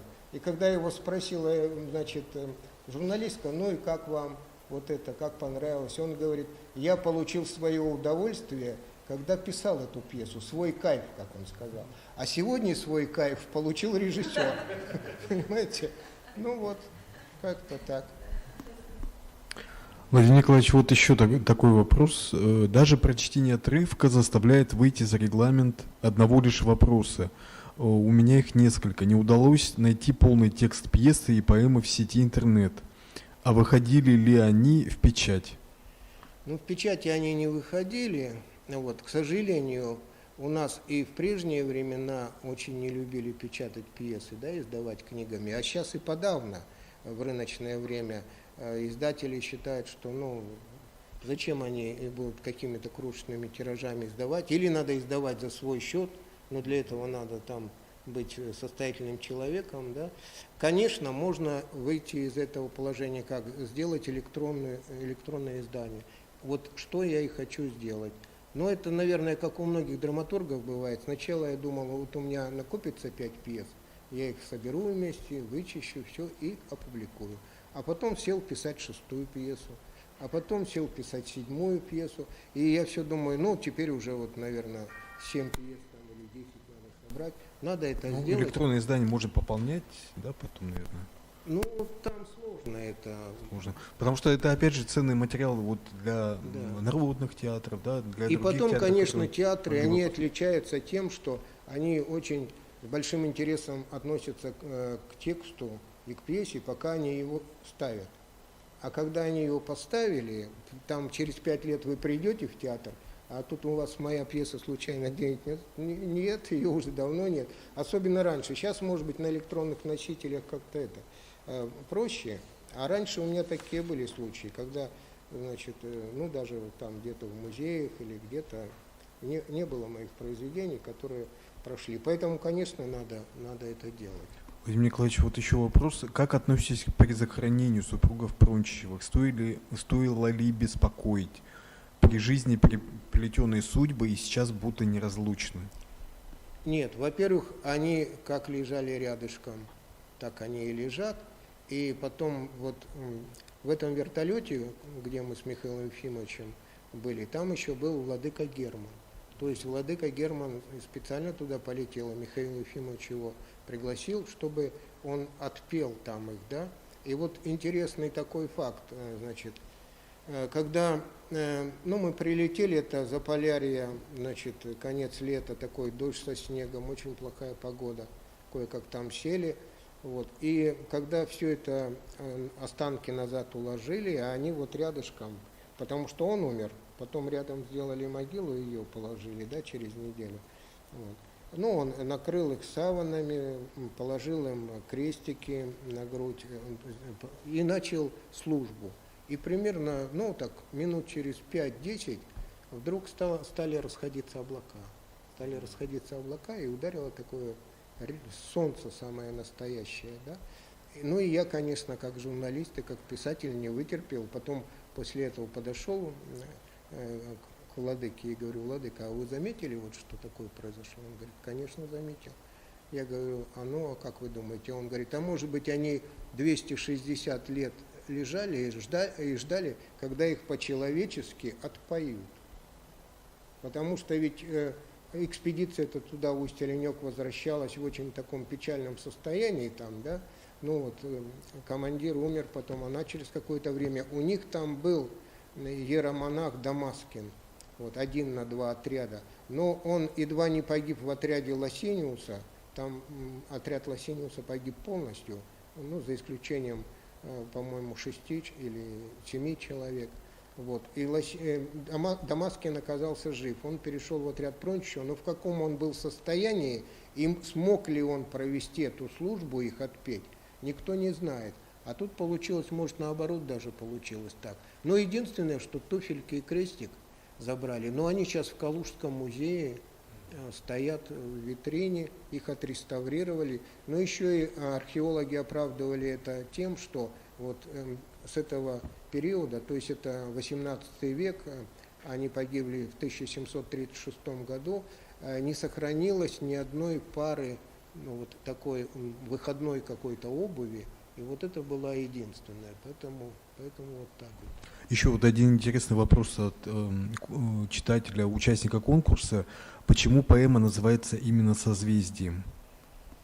Потому что у меня в пьесе есть такой момент, значит, когда они рисуют карту, и Челюскин, а вы уже слышали, что Челюскин был тайно влюблен в Марию, по моей версии, но это уже версию, конечно, не проверить сейчас, да, вот, но я так решил, вот. И когда он подписывал название там, разных объектов, которые они открыли, вот, он хотел там дать название Марии, вот. Или там, я не знаю, мыс, или что-то, горы, или что-то, что, может, потом даже после него назвали. Вот. А она сказала: ты же знаешь, что есть такой регламент Петра Первого, да? А там было просто написано: в честь баб название мысам давать не пристало.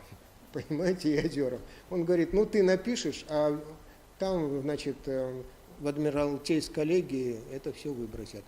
И он тогда говорит: если бы вообще воля моя, я бы не только мыс, я бы там созвездие назвал твоим именем, Мария, да?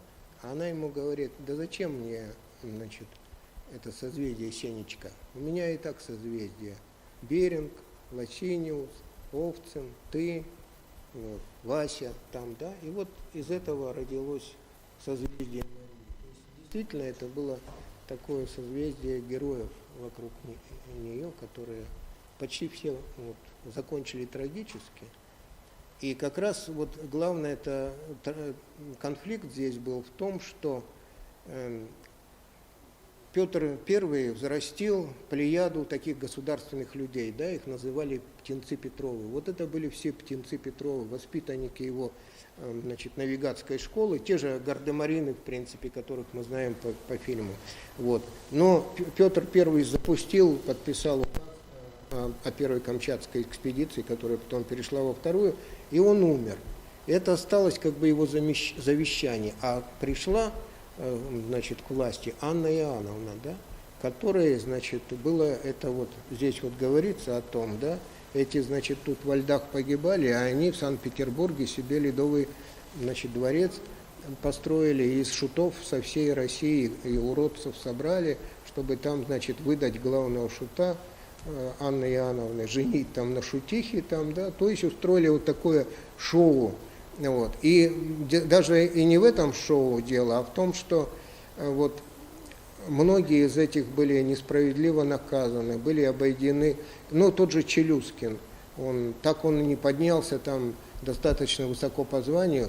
Вот здесь говорится, что ему не поверили, да, когда он дошел до этого мыса, самого северного, вот, и поставил там это бревно, вот, то только через 100 лет туда потом следующая экспедиция добралась, и они увидели, что стоит это бревно, координаты, все точно, да. А тогда было решение очень простое, значит, отказать, значит, в том, что там Челюскин вот этот, до этого мыса дошел, вот, и поставил там этот репер, потому что человек туда дойти не может. Точка, понимаете, вот и все. А потом зато вот уже тут через 100 лет руководитель экспедиции, который дошел до этого мыса, он сказал о том, что Челюскин, может быть, потому туда и дошел из всех их, что он был эталоном человека того времени с точки зрения моральной, да? Поэтому вот я и себе позволил такой вариант, что он был влюблен в эту Марию, но никаким образом никогда это не демонстрировал. И только на их могиле об этом сказал. Так, друзья, ну, есть еще время, чтобы задать вопросы Владимиру Николаевичу. И у нас сейчас будет подключение. Санкт-Петербург, автор нашего проекта и руководитель проекта Мила Кудряшова, пожалуйста. Добрый вечер, Якутск. Владимир, рада вас приветствовать в нашей школе. Последний раз мы с вами общались, тогда я была вашим номинантом на национальный бестселлер. И именно тогда вы сказали, что... Слышно меня? Да. Именно тогда вы сказали, что у вас в планах большой литературный проект «Портал». Что изменилось с этого времени? Расскажите, пожалуйста, поподробнее.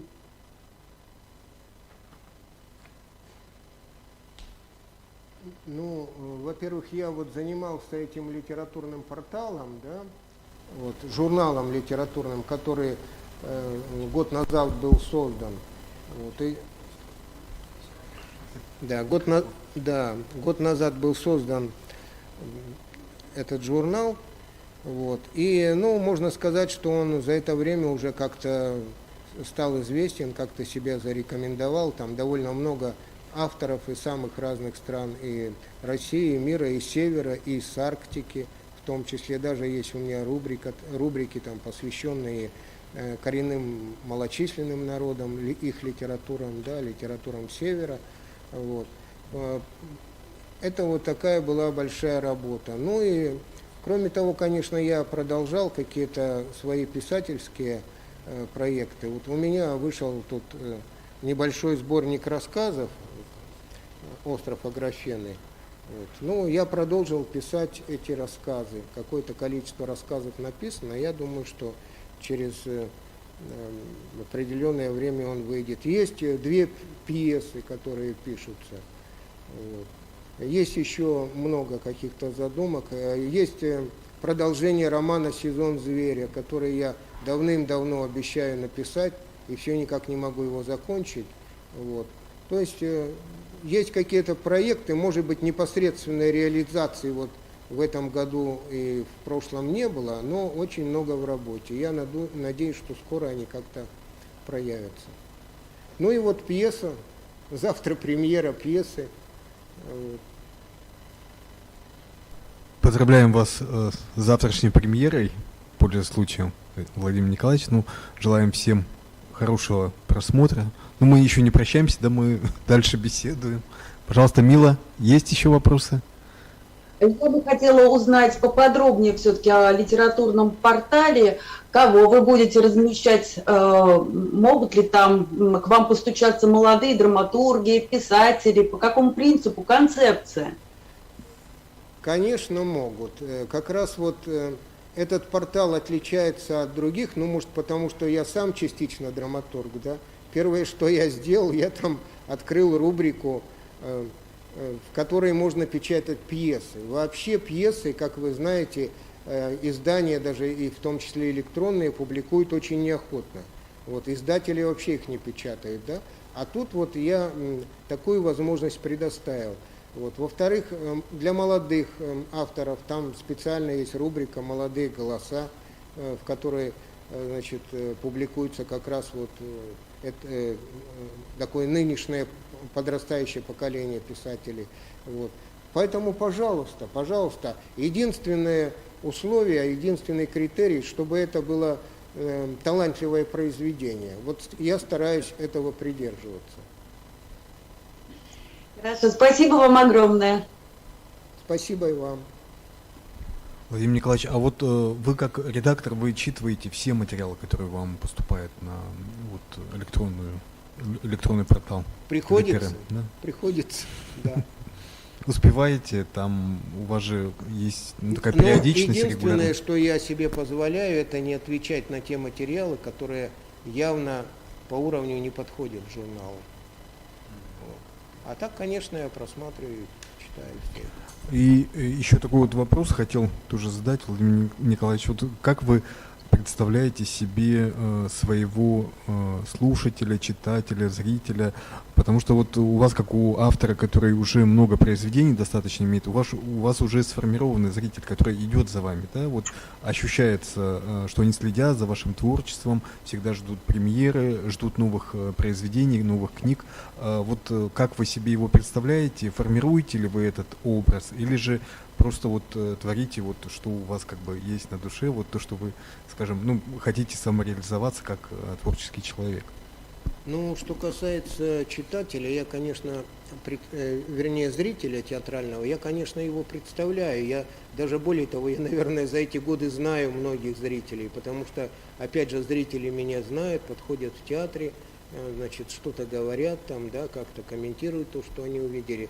Я думаю, что зритель моих спектаклей – это человек, которого, ну, помимо чисто театральных каких-то там моментов, да, интересует история и вообще интересует Якутия и Сибирь, да, потому что у меня тоже ведь изначальный толчок был, значит, к написанию этих пьес, это желание рассказать о том, что знаю я, и поделиться этими знаниями с теми, кто их не знает, но кто интересуется, да, вот. И я знаю, что кого-то чисто эстетически эти спектакли, значит, трогают, волнуют и нравятся им. Я знаю, например, таких людей в Якутске, которые по 4 раза смотрели «Созвездие Марии», и 3 раза смотрели «Два берега одной победы». То есть они уже видели этот спектакль, но они все равно идут, чтобы вот эту атмосферу ощутить, да, вот. Поэтому я вот думаю, что это вот такой. Ну, что касается стихов, то, как всегда, понятно, что большая часть аудитории – это женская. Все-таки женщины читают стихов больше по отзывам, по, значит… Театральный зритель тоже, наверное, да? Ну, театральный, больше наверное, женщины, тоже, да. Ну, наверное, просто женщины как-то они это тоньше чувствуют, и вот какие-то до них эти ощущения доходят как-то, я не знаю, воспринимают они их. Есть ли у вас такие зрители, по которым вы, ну, как бы сверяете, вот, правильно, неправильно, и, ну, обычно это тоже бывает, когда, ну, родные люди, да, которым ты, как, ну, творческий человек, пытаешься показать, да, хотя бы ознакомить перед тем, как… Есть, конечно, есть, и потом я иногда свои произведения показываю, ну, не пьесы, конечно, пьесы мало любителей читать пьесы, да, вот. А вот прозаические или стихотворные я иногда показываю людям, которые, ну, вообще как бы не имеют отношения к литературе. Это может быть самый главный камертон, да. Вот, понравиться какому-то ценителю литературы это несложно, да, хотя тоже у него есть свои критерии. Но когда вот простой человек читает и говорит, да, это да, вот. И как ни странно, я вот у многих писателей об этом читал, вот, что они показывают пьесу, первый раз свои произведения именно не специалистам в области литературы, да. Почему? Потому что если простой человек прочитал, если это его заинтересовало, вот, конечно, иногда бывает, что хочется показать именно специалисту. У меня, например, так было, когда я написал роман «Сезон зверя», ну, те, кто его читал, знают, что там главные действующие лица – медведи, да, медведи, люди там. И вот я специально отдал специалистам, значит, одному... Зоологам, да? Ну, да, биологам отдавал, которые занимались медведями и занимаются изучением медведей, и отдавал фотографу, лучший, который считается Игорь Шпилинок, лучший фотограф медведей именно у нас в стране.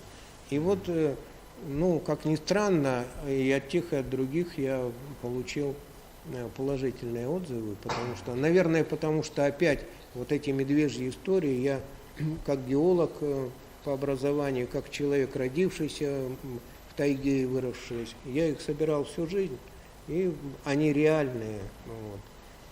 И как-то вот для меня, конечно, я побаивался, когда кандидат биологических наук, изучающий медведей, прочитал мою книгу, да, вот. Притом, первый раз он ее прочитал, когда мы даже не были знакомы. И мы оказались случайно вместе, и он произнес эту страшную для меня фразу, да, а я вот недавно прочитал роман Федорова «Сезон зверя». А мне его представляют, говорят, а это вот кандидат биологических наук, он занимается изучением медведей. А меня еще не представили. Я думаю, вот тут моя смерть и наступила, да. Сейчас он разнесет по этим. А он говорит, а знаете, я вот этот роман взял с собой на практику со студентами, когда мы поехали в тайгу, и каждый вечер читал им по одной главе. Он не зная меня это говорит. А тогда третий человек говорит, а ты знаешь, кому это рассказываешь? Что? Он говорит, кому? Тому человеку, который написал. Конечно, в этот момент я был готов от счастья подпрыгнуть. А потом, когда я уже написал более расширенный вариант этого романа, окончательно, я уже сознательно ему дал почитать его. Владимир Николаевич, ну вот всегда тоже, когда от зрителей идет какая-то ответная реакция, даже когда незнакомый человек подходит, это даже больше как-то трогает, да, тебя, когда просто подходят и хотят что-то поделиться о твоем произведении, какое впечатление произвело там, допустим. А был ли у вас такой опыт, когда, допустим, какая-то негативная реакция, какое-то несогласие было? Конечно, было такое? Конечно было.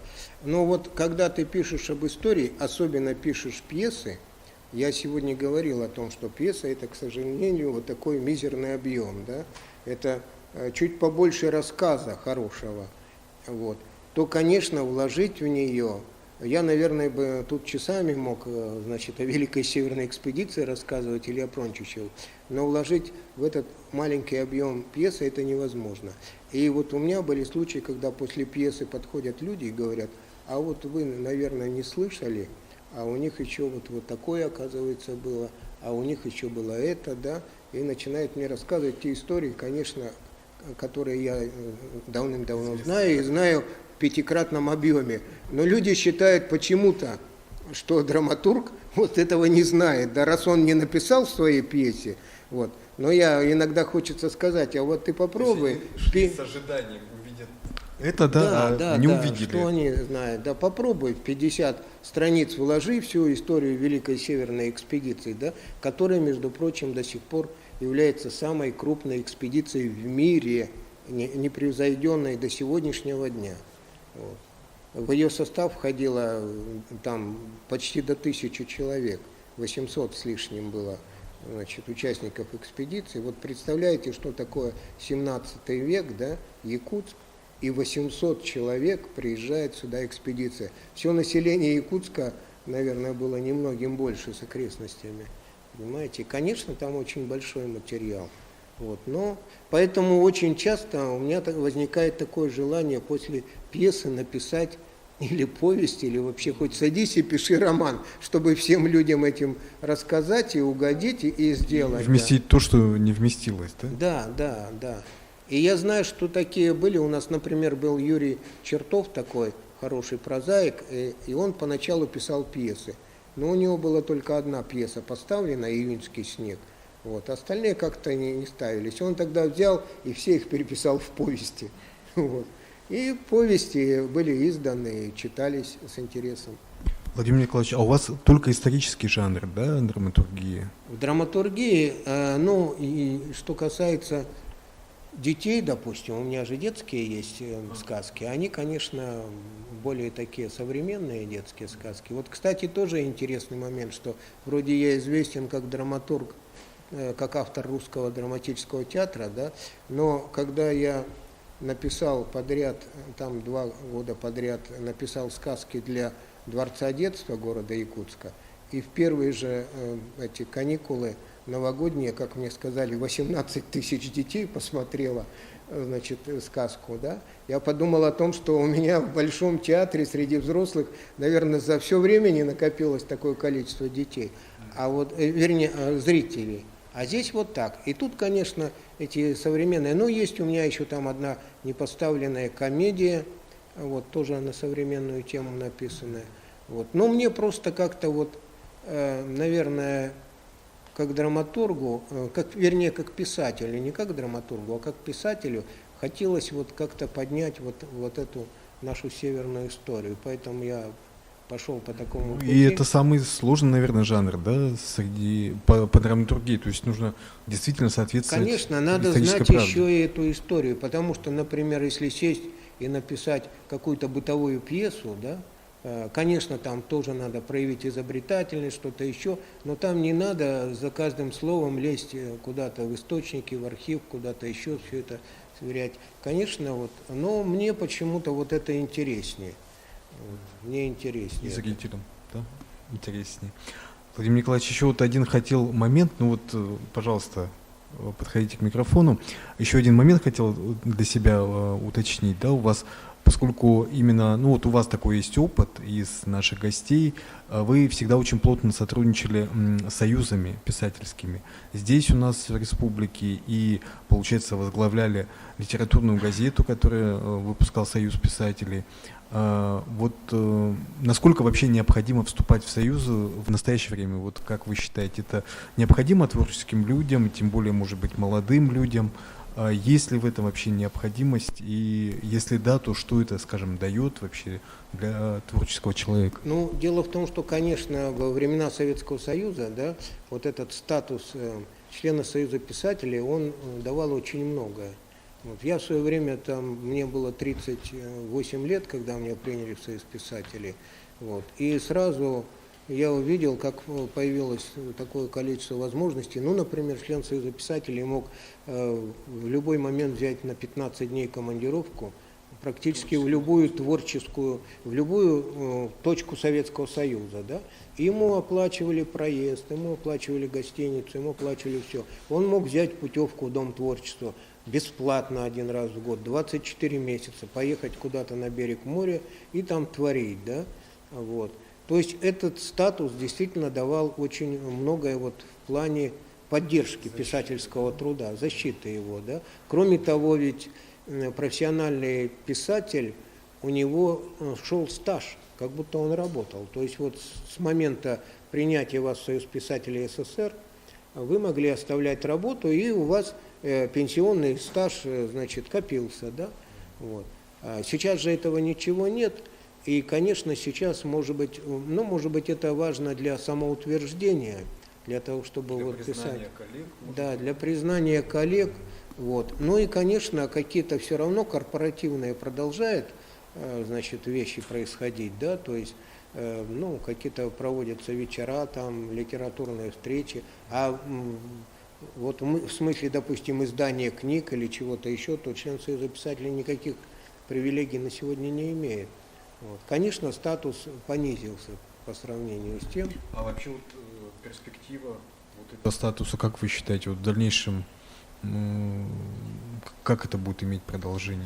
Нужно это будет, или же все мы как бы в рыночной экономике и уже как бы Я нет думаю, необходимости? что мы в рыночной экономике, хотя государство, значит, много лет говорило, что мы бы рады были вам помогать, да у вас слишком много разных союзов, да, вот если бы у вас был один, теперь вроде как бы вот создали ассоциацию, так же, как в Якутии сделали ассоциацию писательских союзов, также в Москве создали, в которую должны войти все писательские союзы, да, вот. И все, конечно, надеются, уж тогда-то государство начнет нам помогать, но я в это плохо верю. Вот. К сожалению, мы сейчас живем во времена такого капитализма, не самого хорошего, да, вот, который только-только формируется, дикий или полудикий, может быть, уже не 90-е годы, конечно, и поэтому писатели, к сожалению, все вот на выживание. Почему у нас сегодня мало молодых писателей? Вот. Именно поэтому, потому что молодой писатель не видит перспективы. Молодежь сейчас более прагматичная стала, да, чем, скажем, во времена моей молодости, да, вот. И молодые талантливые писатели появляются, я вижу, они начинают писать, они что-то, а потом через какое-то время они вдруг видят, что никаких дивидендов-то писательский труд не приносит, да, и они начинают переходить, например, на телевидение, да, уйти, там сразу ты на экране, ты уже знаменит, хорошая зарплата, я имею в виду центральные каналы и куда-то еще. И я вот многих таких ребят знаю, или уходят в бизнес, уходят в банки, еще куда-то уходят, потому что мозги-то у них хорошие, и творчество у них работает, вот, они и там как бы становятся востребованными. Вот. Но, к сожалению, вот государственной какой-то поддержки нет. Нет сейчас. Союз писателей, конечно, пытается что-то сделать России своими силами. Вот. Слава Богу, что в автономных республиках, вот как Якутия, допустим, или в некоторых регионах, региональные власти поддерживают. Вы же знаете, что у нас регулярно здесь проводится раз в 2 года совещание молодых писателей. Да? Вот. Там есть Бичик, издательство, которое издает книги. Хотя бы не надо писателю платить свои деньги молодому. Я не говорю, что он на этом заработает что-то. Вот. Но вот пока ситуация такова, я не знаю, вряд ли она в ближайшее время изменится. Пожалуйста, Любовь Борисова, тоже наш сценарист и режиссер, да, фильмов. Вот я очень люблю вашу книгу «Воитель трех миров». Это серия, да? И расскажите немного, вот, как вы работали над этой книгой, сбор информации. Первый вопрос. И второй, тоже столкнулась при написании сценариев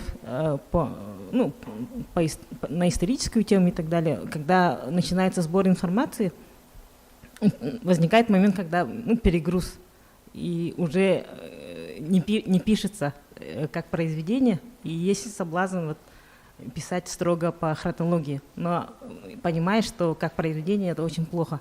Вот как вы справляетесь с таким моментом? На первый вопрос сначала, да, отвечу.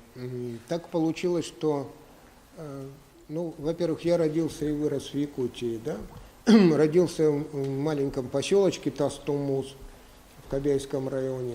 Вот. И в детстве я как-то не обращал на это внимания, но потом, значит, когда уже стал писать, вдруг вспомнил, что очень многие места вокруг были связаны, Аюн-Хая, Шаманская гора, на которой был поселок, там, Аюн-Янахтах, по-якутски, наверное, немножко звучит по-другому, Кости, да, Аюн-Аян, Аюн что-то еще.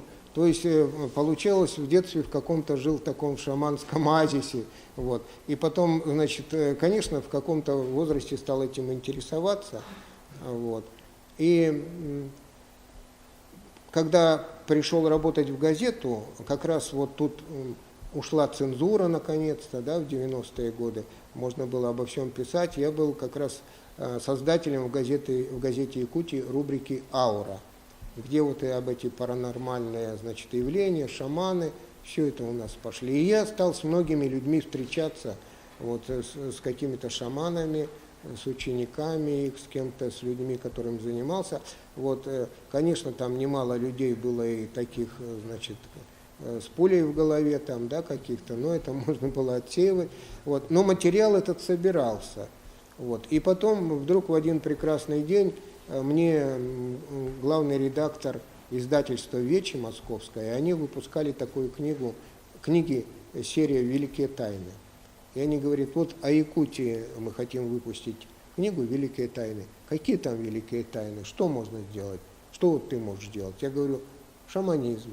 И, значит, так книга и «Великие тайны шаманизма», да, в Москве вышла. А когда она вышла в Москве, то вот здесь вот эти книги, о которых вы говорите, они потом уже в Якутске были переизданы. Вот. Это в начале 2000-х годов. Ну и, конечно, эта информация потом, как всегда бывает, вот как вы говорите, она начинает к тебе стекаться, да? Когда ты чем-то... Я много раз замечал, что когда интенсивно над какой-то темой работаешь, вдруг появляются люди, которые приходят к тебе, приносят какие-то книжки, рассказывают какие-то истории. Приезжаю в какой-то район, мне говорят, в село, мне говорят, а у нас вот тут в 20 километров шаманский самострел стоит, мы как раз завтра туда собрались, не хочешь поехать? Конечно, хочу. И вот произошло вот такое, что этот материал стал как-то собираться, и я, значит, сейчас, конечно, его еще больше стало, и по идее вот эти книги надо как бы дописать, вот, или уже другие материалы сделать, потому что бывало такое, что одна история, которая в книге, значит, обозначена, вдруг потом она получала продолжение. Вдруг я оказывался в том месте, о котором я написал, да, и там нечто такое происходило, что я задумывался даже, вот, я же в этой книге сделал там, да, то есть в одном месте я, история сплавлялся по реке, ночью сплавляемся, все, и потом мне говорят, раз там в одном месте с берега кричат, выходи на берег, значит, есть такой тут Федоров, да, ему срочно в Якутск вызывают, но я был редактором газеты уже, вот, у него завтра встреча с президентом, завтра утром самолет прилетит, вот, и вытаскивает меня именно на то место, где я написал историю, связанную с одним шаманом. Вот, когда мне произносят название этого села, я сразу вспоминаю, вот. Значит, история там была, что там, в общем, построили аэропорт почти по шаманской могиле. Это Кибергене поселок, вот. И потом как, а это в советские времена было, и потом как, значит, самолеты не могли взлететь там, аварии, все остальное. За деньги райкома партии, бюро пропаганды, значит, вернее, отдела пропаганды, купили жертвенного бычка, представляете? В советское время тайно провели обряд, значит, да, тогда очередной самолет взлетел. Ну и вот я эту историю расписал, и тут меня вытаскивает, и на утро мне с этого аэропорта взлетать. Представляете, я с одной стороны думаю, вот я написал, вот теперь, наверное, я свою плюху получу, да, вот. Ну и, конечно, утром рано я там пошел туда, к этот аэропорт, к этой там, а она рядышком могила, они все-таки не по ней провели, а чуть в стороне осталось. Вот. И вот, конечно, это уже продолжение вот этой истории произошло такое. Вот. И таких было довольно много вещей, поэтому вот тема эта остается. И вообще у меня желание есть, я все говорю желание, а мне уже на днях 70 лет стукнуло, да, написать... Очень хорошо выглядите, Владимир Роман, Николаевич. наконец-то, написать о шамане, о шаманизме, потому что вот я в свое время рассматривал эти книги как материал, который я собрал, как документальный, да, или вот мифологический какой-то, на основе которого надо было бы написать художественное произведение. Потому что вы знаете, что до 2000-х годов тоже стояла черта, никто бы никогда роман о шамане вот в таком прямом виде не напечатал нигде. Вот. Конечно, там, допустим, Иван Гоголев написал «Черный стерх», но он все равно там в рамках ему пришлось действовать той системы соцреализма, там, да, и из нее чуть-чуть вырываясь. Вот. А вот по-настоящему изнутри написать о шамане было невозможно. Поэтому вот так вот история этой. Ну а исторический материал, конечно, его приходится как-то отфильтровывать. Я вот тоже чувствую, что я в этих погряз, понимаете, теперь я о них уже знаю все, теперь я думаю, мне надо или новую книгу в серии ЖЗЛ о них писать, вот, или, значит, у меня теперь уже есть на руках вот тот самый, даже журнал вот этого Дубельшлюпа «Якутск», да, и вот представляете, как в 1737 году они плыли по реке Лени, каждое селение отмечено, как они заходили, что там они делали. Это исследовательская работа, да, вот сродни научной где-то даже, да? Да. Кстати, когда я вот эти книжки о шаманах написал и выпустил, то мне два доктора наук, один философ, а другой историк, предлагали стать их соискателем и защитить кандидатскую диссертацию.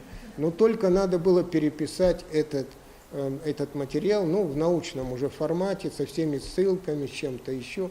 Но я подумал, что я же все-таки писатель, да, для меня вот такая форма интересна. Если бы я работал где-то в науке, наверное, можно было бы. Поэтому вот не стал я этим делом заниматься. Но материал этот собираю.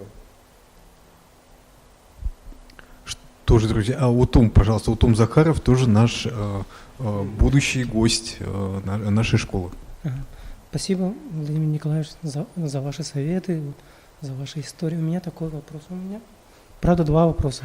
Но первое, я услышал, что вы говорили, пишутся две пьесы, да? Это вот пьесы, эти две пьесы, они по заказу пишутся или это ваши личные истории, да? И если личные, как надо быть таким, ну, как надо собраться, да, какие-то себе график наметить или как, но это же получается две истории, две жизни, как бы две энергии, да. И второй вопрос у меня такой, тоже слышал про поставленную пьесу, да. Вы как сейчас, вы все свои пьесы, ну, стараетесь ставить, да, и вообще надо ли так делать?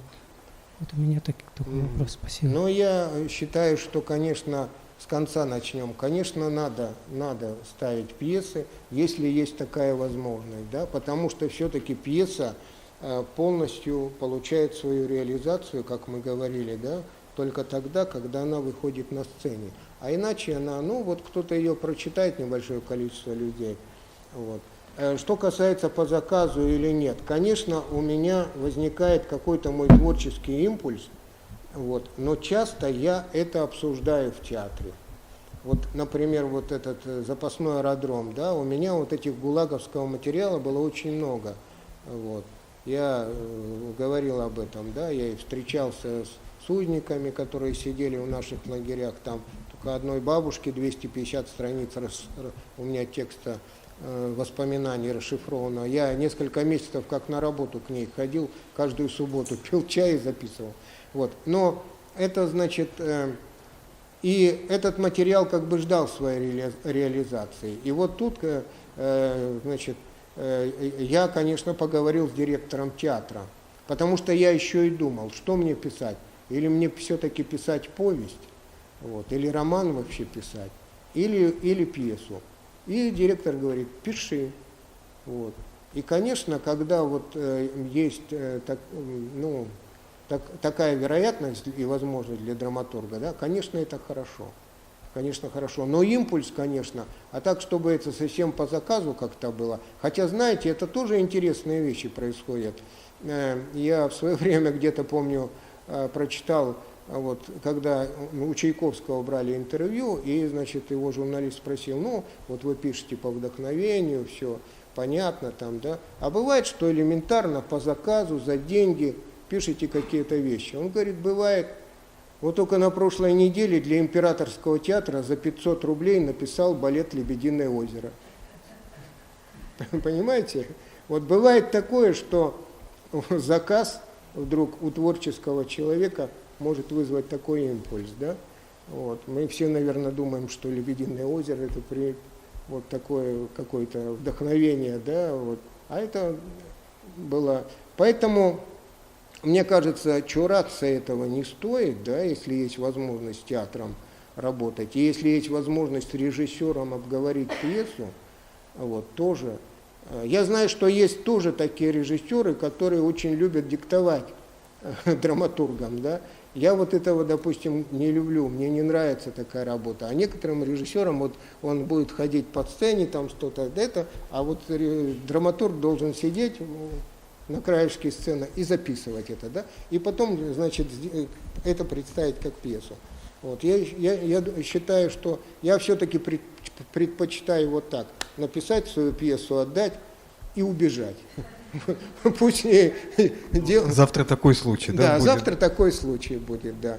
Вот. Хотя вот завтра эта пьеса, мы, конечно, с директором театра обговаривали с Лобановым, тем более, что вы все знаете, что был спектакль «Два берега одной победы», и вот тогда же возникла мысль, значит, ну хорошо, летчики летали, а как на земле было, кто вот эти аэродромы строил, как строил, вот.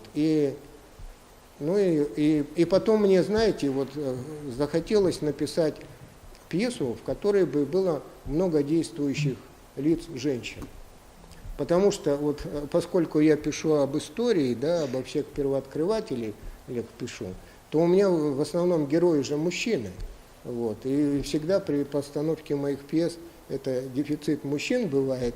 Но, значит, из труппы и там пятая или какая-то часть не может быть занята, женская. А женщин всегда в каждом театре, вы знаете, больше. Да? И вот тут мне захотелось, чтобы вот, как-то все сошлось. Хотя я, конечно, специально это не придумывал. Вот, но вот так получилось. Поэтому, если завтра вы придете в спектакль русский, то вы всю женскую труппу, я надеюсь, увидите вот, в роли героинь. Ну, наверное, я ответил, да. А, вот еще две пьесы, да, одновременно. Ну, вот так можно тоже работать, на мой взгляд. Иногда бывает, может быть, я еще потому, что я как бы работаю как писатель в разных жанрах, да, и я чувствую, что иногда мне это мешает.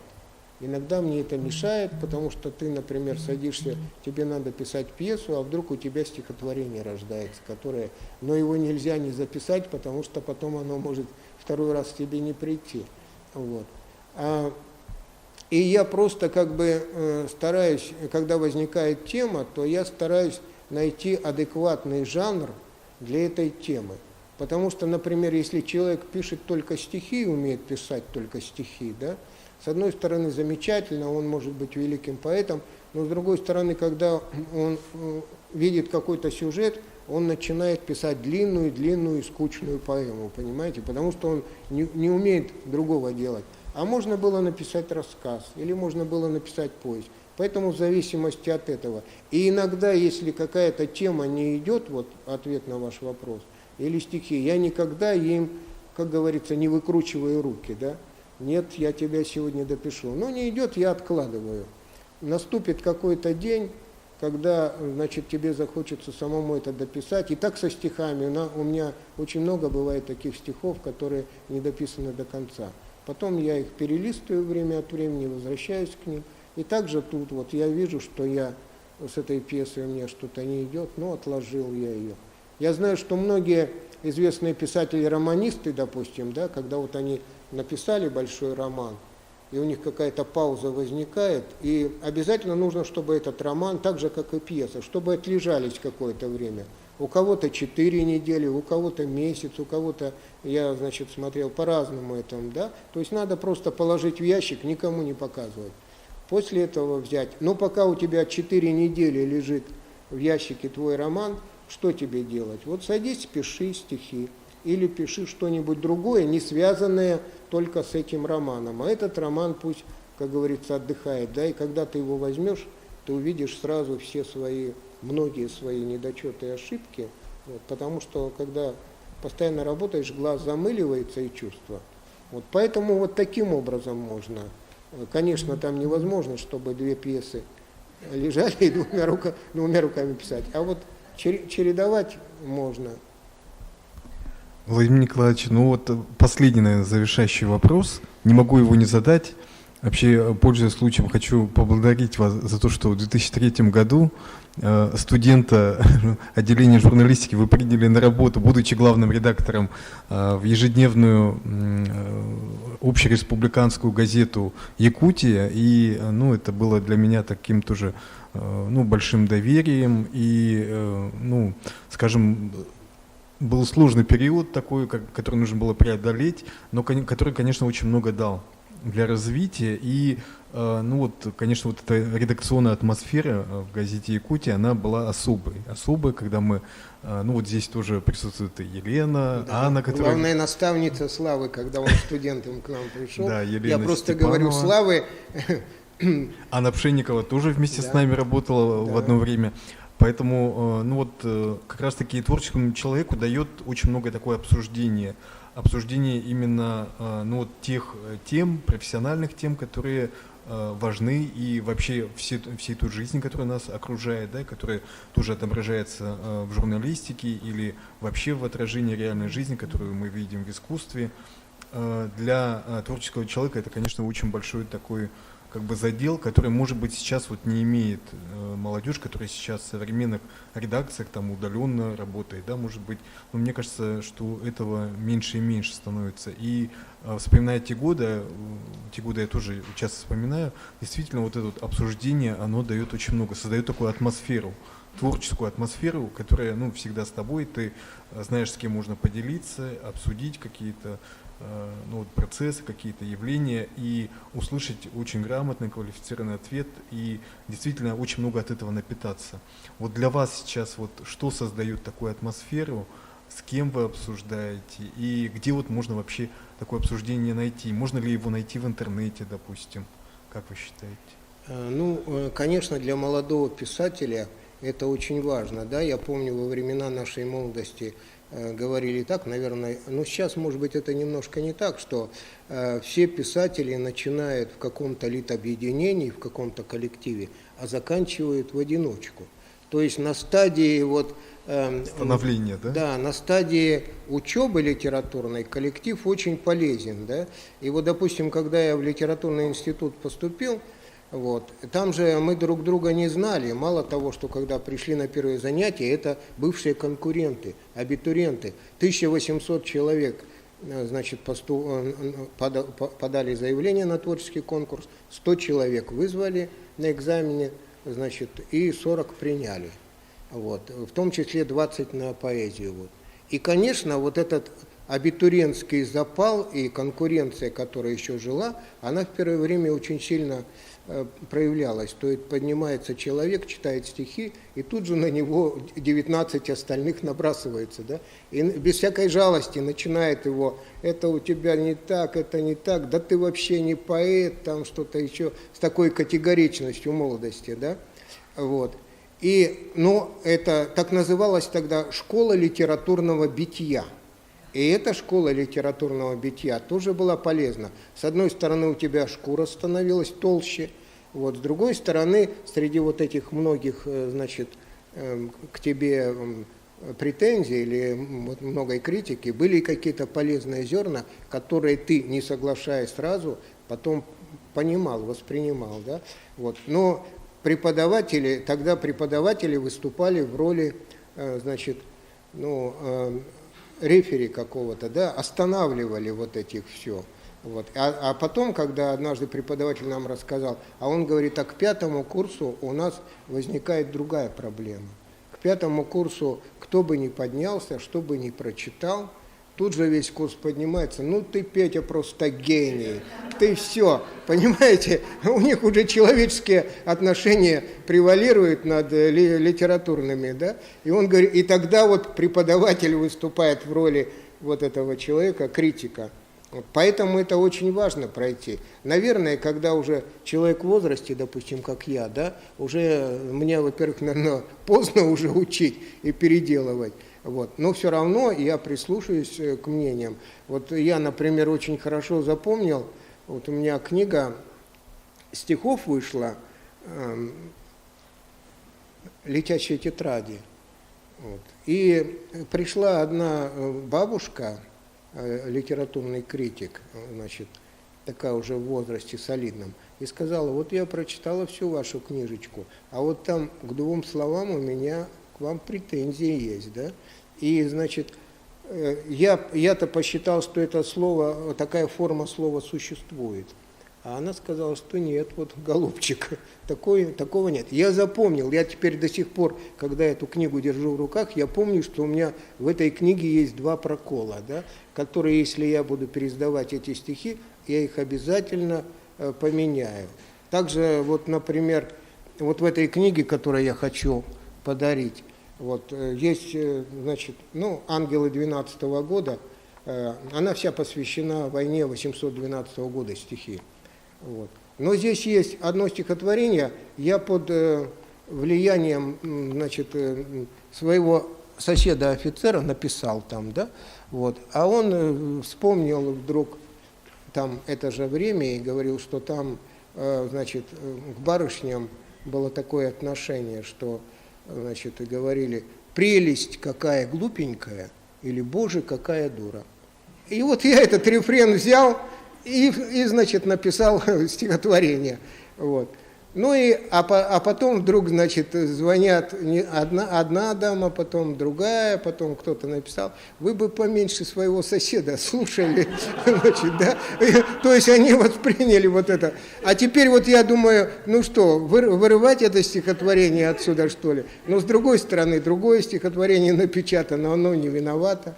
Вот. И потом это, значит, я там «Покаяние отставного майора» называется. Вот. Поэтому, конечно, когда вот кто-то что-то говорит, тем более, что в зрелом возрасте уже, наверное, нет такой сразу реакции: да ты сам типа ничего не понимаешь, да? Вот. Я, конечно, стараюсь прислушиваться. Вот. И особенно, когда посторонние люди говорят. Вот. Это очень важно. И часто такие замечания точные бывают. Владимир Николаевич, ну вот нам нужно выбрать победителей нашего конкурса и распределить наши призы.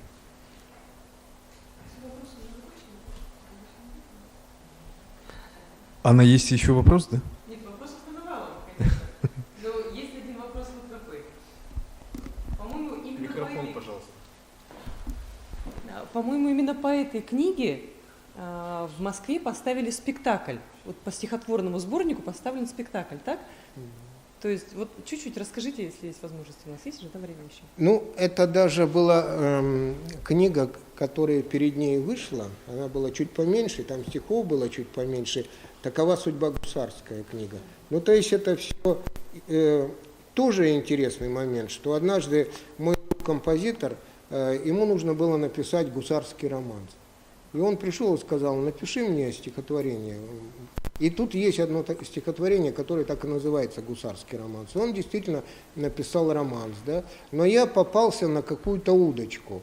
Вот, написав один раз это стихотворение, я вдруг стал писать, и как бы заигрался, что ли, в эту игру. Вот, и, ну и вот 10, 20, 30, 50, 100 стихотворений. И, в принципе, это сложилась как бы судьба. Вот мой герой, он где-то там родился в начале, значит, вернее, в конце 1700-х годов, ну, то есть к войне 812 года он был молодым человеком, да, и служил в гусарах. Вот. И, конечно, я стал что-то читать об этом, вот, какие-то исторические, в первую очередь, документы, да, кто такие гусары, что они были. Конечно, мы все знаем, перед нами стоит образ какой-то гусара, да, вот. И, конечно, опять же, я представлял у себя им, да, вошел в этот образ, вот, да, и вот он, даже художница на меня одела здесь кивер, вот, очки, правда, не убрала, надо было бы убрать очки, вот, ну вот, так вот получилось, заигравшись в эту игру, а тут, конечно, оказалось материала, потому что тут и какие-то столкновения, тут и любовь, там, да, тут и, значит, и неприятели, и все остальное. Я тоже не думал, что, может быть, этого хватит для того, чтобы сделать спектакль. Но вот актерам, значит, такой есть Московский молодежный театр имени Лермонтова, вот, их режиссеру показалось, что это достаточно, и они сделали спектакль. Они назвали его «Париж 14 года», потому что у меня здесь есть такое стихотворение «Письмо из Парижа». Вот. Ну, вы знаете, когда война закончилась в 2014 году, значит, окончательно там, да, у нас здесь в 2012-м, там еще 2 года шла, но когда русскую армию, наверное, вы тоже знаете, ввели в Париж, и она там, значит, осталась, то через полгода ее не могли вывести оттуда с трудом. Почему? Парижанки не отпускали, понимаете? Вот. И вот у меня письмо захватчика называется, вот, значит, какие захватчики были, да, ну и вы знаете, что там даже русские слова вошли в французский язык, многие, да, вот. Ну и вот так вот возник у них такой спектакль. Так что, Слушай, Аня, придется одну книжку точно тебе подписать. У тебя это такой нет, «Ангел 12»? Маленький, да? Ну вот здесь больше. И здесь это стихотворение есть, про которое я рассказывал. Так, еще у нас, да? Так, тогда Анне. Пшенникова. Ага, мы должны записать еще. Так, давайте отдадим вот нашему драматургу тоже, молодому Уту. человеку. Угу. Уту. Так. Что? Зрительские вопросы, вот те вопросы, которые вот я зачитывал, которые про зачитывал, Унчищевых. да? Ага. Без... Список. Вот здесь внизу и наверху.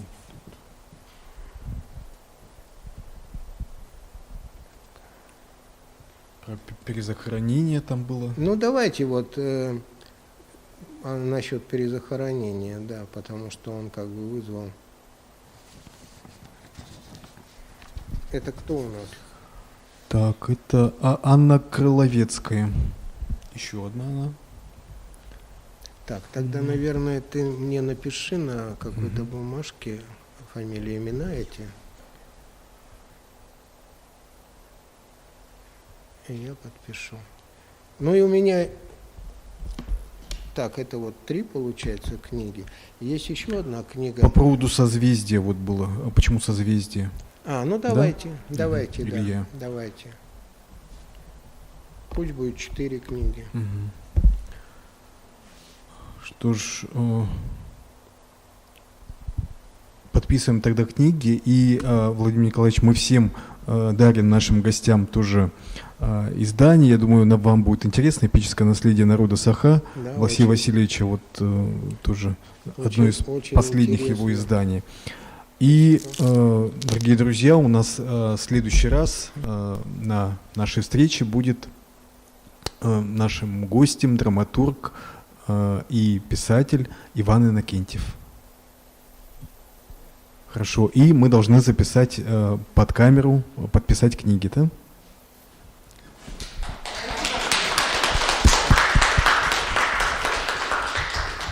Владимир Николаевич, поздравляем вас с прошедшим 70-летием. Действительно, у нас авторы тоже как-то удивляют, да, своим возрастом. До этого был Геласимов тоже, дедушка, да, молодой. В прошлый раз был Дмитрий Глуховский, тоже достаточно молодо выглядит. Ну, видимо, вот драматургия тоже предрасполагает к этому, да, поэтому есть плюсы в этом занятии. И, конечно, вот с предстоящей премьерой, завтра тоже все в ожидании, конечно, будем ожидать очередного события на сцене Русского театра. Действительно, каждый спектакль становится таким эпохальным вообще в истории развития театрального искусства нашей республики. И большую ценность имеет именно вот на сцене Русского драматического театра в исполнении вот наших любимых артистов. Я тоже считаю, что мне очень повезло, что вот я нашел такой театр, где я оказался востребованным со своей темой. Это просто большое везение. Я очень благодарен Русскому театру. Ну и вам всем спасибо за поздравления, спасибо за общение. Вот я даже уже забыл, что я с самолета несколько часов назад. Вот, прекрасный вечер. Спасибо вам большое.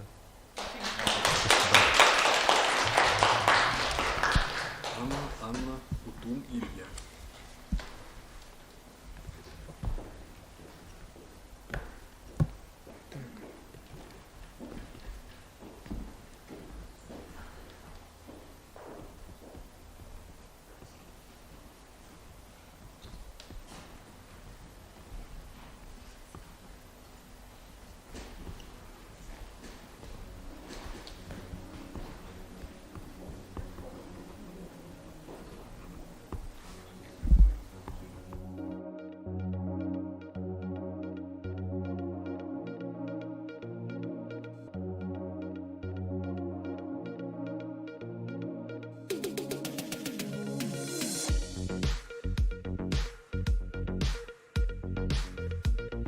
поразительно.